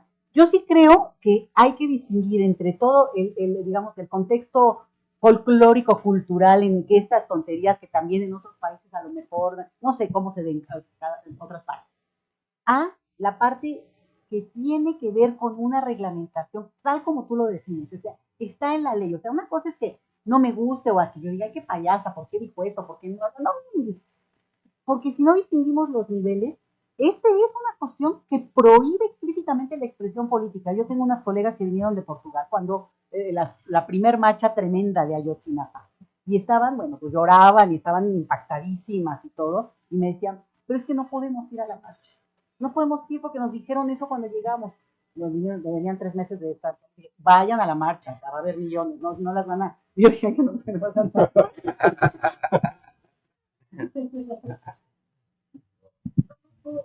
Sí, yo tenía dos puntitos porque ya me sentí animada a participar ahora que salen tanto los argumentos sobre la identidad y la cultura. Y me viene a la cabeza que a mí lo que me inspiró a estudiar estas extensiones del sufragio fue no nada más hacer el conteo y ver en qué se diferencian estas reformas, sino estudiar cómo sucedieron las reformas. ¿Qué hizo posible que algo que antes parecía imposible, de repente fuera posible? ¿Ok? Y hay yo peleo un poco en la literatura, o más bien pongo a pelear, más bien como dos gallitos, a dos autores, uno de los cuales decía, en Bélgica esto es imposible. En Bélgica, extender el sufragio a los extranjeros es imposible porque tenemos una división cultural que es parte de nuestro ADN, es nuestra identidad, no nos ponemos de acuerdo ni entre los belgas, ¿no? Que si balones o flamencos, ¿cómo vamos a darle el derecho a alguien más? Es imposible. Argumentos culturales, hace regresiones, poniendo variables culturales, él demuestra que culturalmente es imposible. 2 años después de la publicación del artículo, el Congreso pasa la extensión del sufragio a personas residentes extranjeras en Bélgica si han residido ahí más de 5 años, ¿no? Y entonces otro autor dice, bueno, ¿cómo fue posible esto? ¿Cómo pudo encuadrarse políticamente este asunto? De manera que, y esto es importante porque conecta un punto que creo que está intentando hacer Leti, que es, no les estamos dando derechos porque pobrecitos, ¿no? Si no, no tienen manera de expresar. Y claro que en Bélgica no se les prohibía inmiscuirse en asuntos políticos. Estamos hablando del derecho a votar, que es bastante más exigente. La vara está muy alta.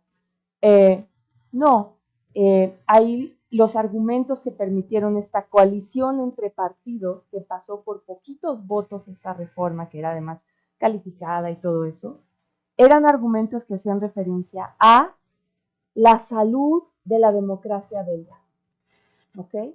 A lo riesgoso que es tener una población creciente de personas extranjeras que residen ahí, pero que están cada vez más alienadas, que no tienen manera de incluir sus intereses, sus preferencias en los canales formales que existen en la democracia. Entonces era un argumento de salud propia. de salud de la democracia propia, no de pobrecitos extranjeros, hay que hacerles el favor, sino que por eso también propongo yo que esto es un asunto realmente vergonzoso, ¿no? Yo cuando presento mi libro muy orgullosa voy por el mundo y uno de los 2 casos que estudio a fondo es el de Portugal. Y la gente cree que soy portuguesa, porque de algo debo estar orgullosa yo, ¿no? Y ya que se enteran que soy mexicana me dicen, ¿y en tu país cómo es la situación? No, olvídate de mi país no figura en este tema, pero para nada. Ahora, un pequeño punto que yo quisiera hacer es que no somos los únicos. México no es singular. Y hay otro país muy cercano que en su constitución tiene un artículo muy similar, que es Costa Rica. La democracia ejemplar costarricense tiene un artículo muy similar, es el artículo 19, ahora lo reviso. Y también, ¿no? Una democracia que es como la Suiza de Centroamérica y todo eso, con tal prohibición de intervenir en los asuntos políticos del país, prohibido en Costa Rica.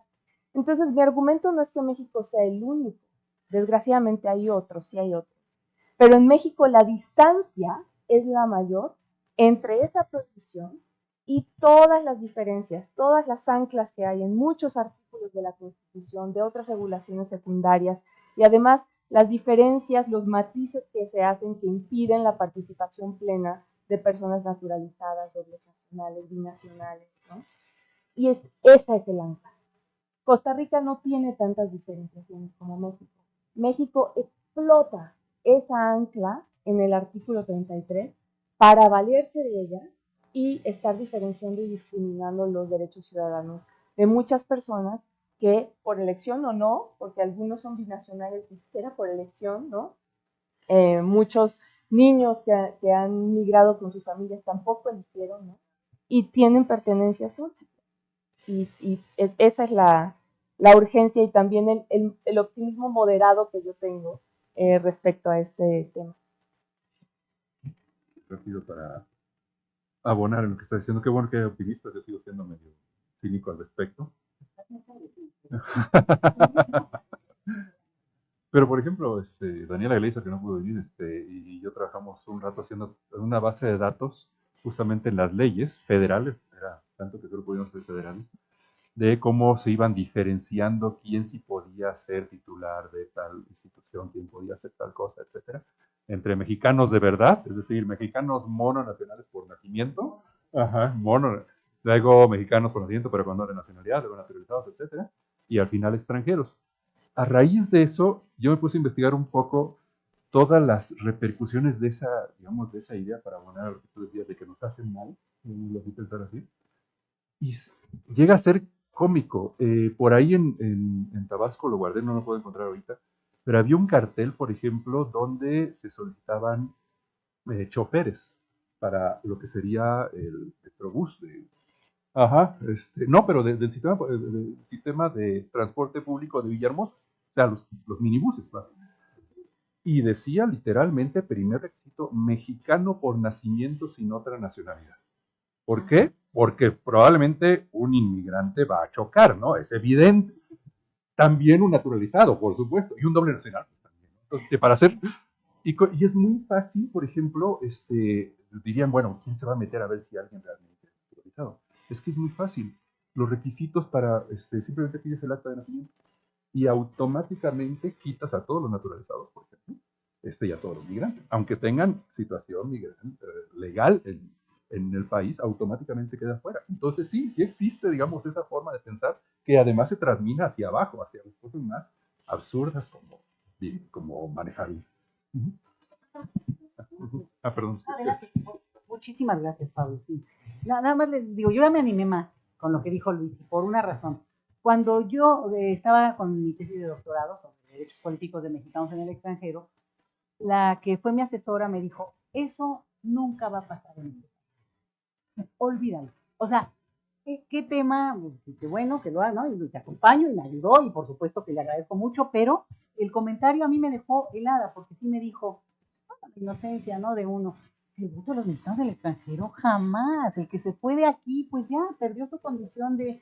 Y ni siquiera ponte que traidor, sino ya no está aquí, ahora sí como la película. Y entonces, pues como que me animó más Y ahora sí que, y 20 años después, lo que tenemos es que ningún político que se respete tantitito se atrevería a decir algo en contra del voto de los mexicanos que radican en el extranjero, sumado a la cantidad de ampliaciones que se han dado ya en términos de representaciones y todo, que ha sido de velocidad increíble. Entonces, me animo más.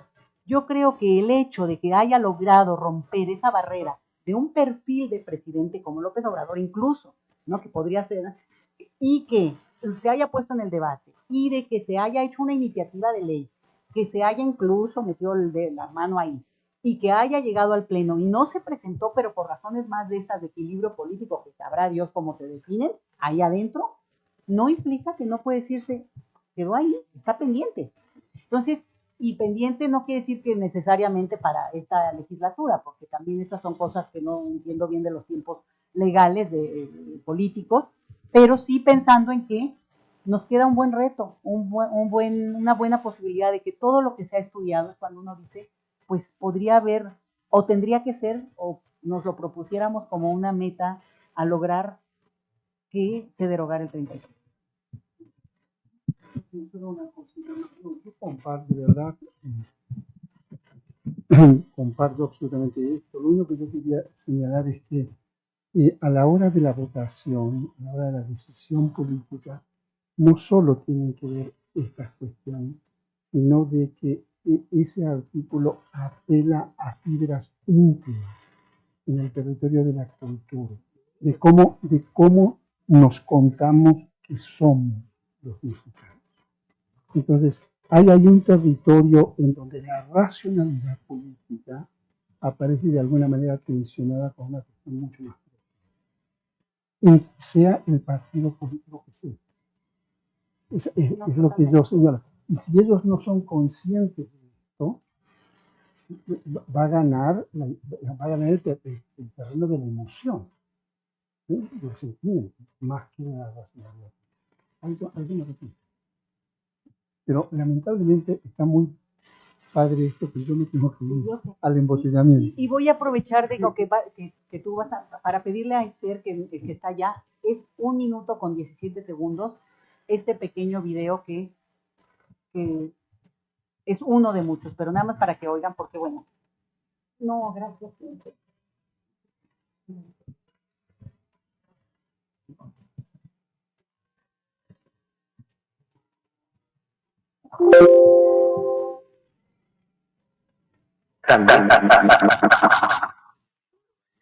El 33, famoso, de que si un extranjero viene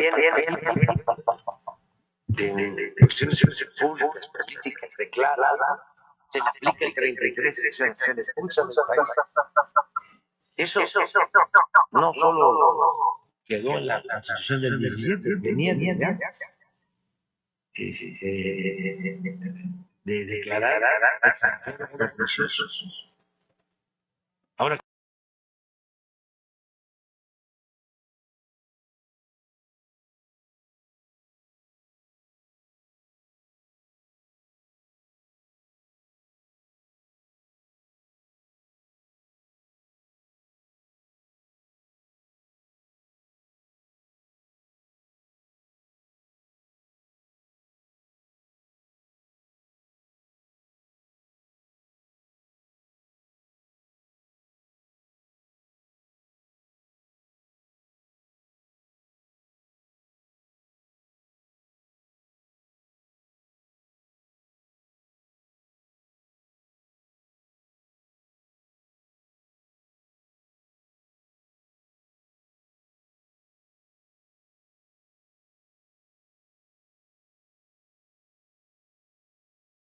constituciones que hemos tenido desde la de 1824, pero ni siquiera las constituciones centralistas han permitido que los extranjeros participen en política.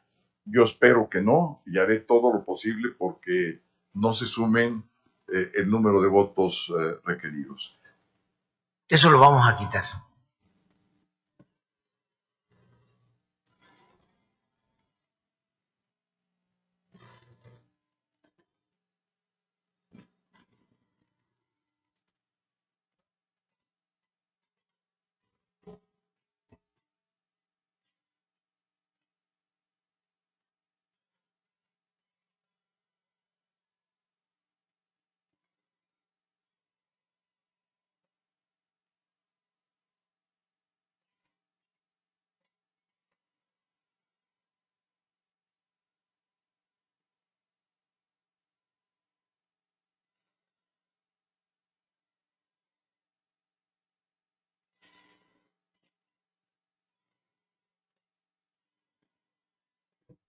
Gracias.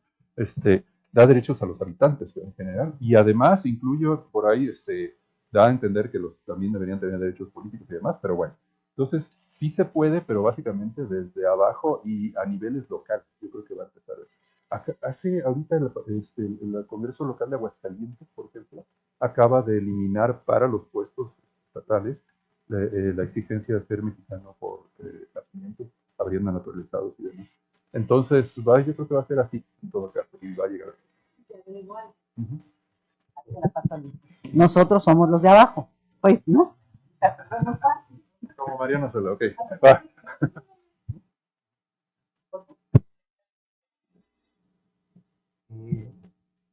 Bueno, pues sí, es un camino arduo, ¿no? Y por ejemplo, la propuesta de ley de no pérdida la nacionalidad la llevó adelante Mara Robles, que tendría yo creo que 26 años, ¿no? ¿Ah? 26 años, y su asesor político era Robert Curley, el mexicano-americano, ¿no? ¿Y quién era Mara Robles en ese momento? Era una jovencita política que había salido de la UDG y sacó adelante esa ley, ¿no?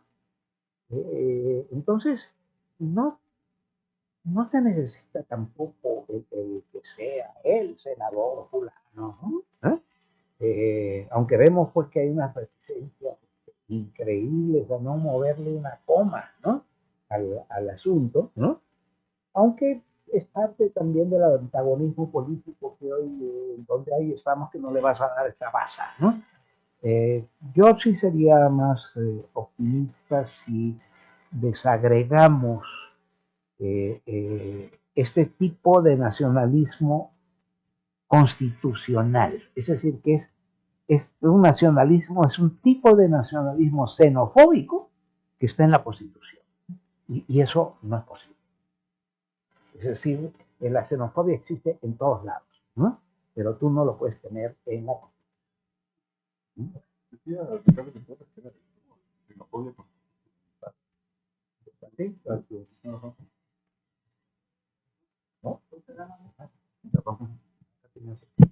Bueno, pero creo que entonces cerramos con esto que es, bueno, un diagnóstico como muy claro en términos históricos, incluso en el marco legal, el comparativo y los antecedentes, y lo que tanto impacta para otras cuestiones que tienen que ver con, al final, la identidad del mexicano del siglo XXI, ¿no? De cómo nos vamos a constituir como mexicanos, y desde la parte de la academia, y en este caso fue una mesa de académicos, pues la contribución está ahí para seguir empujando con insumos, y como bien decía Enio, si se empiezan a dar cambios a un lado o al otro, alguien aportó, y bueno, nosotros estamos listos siempre para aportar, y en este tema, bueno, más que puestos, los invitamos a votar en las elecciones simbólicas del 2 de junio, y a invitar a sus amigos que estén en calidad de, incluso de, bueno, no visitantes, no creo que tengan ningún interés para andar opinando. Yo encantada estaría opinando en cualquier lugar que estuviera, pero creo que es un ejercicio que tiene sentido en esta lógica. Muchísimas gracias. Digo, sí, porque cierra, él cierra. Antes de que... no, que también estamos tomando como si ese fuera el único rasgo del mexicano, ¿no?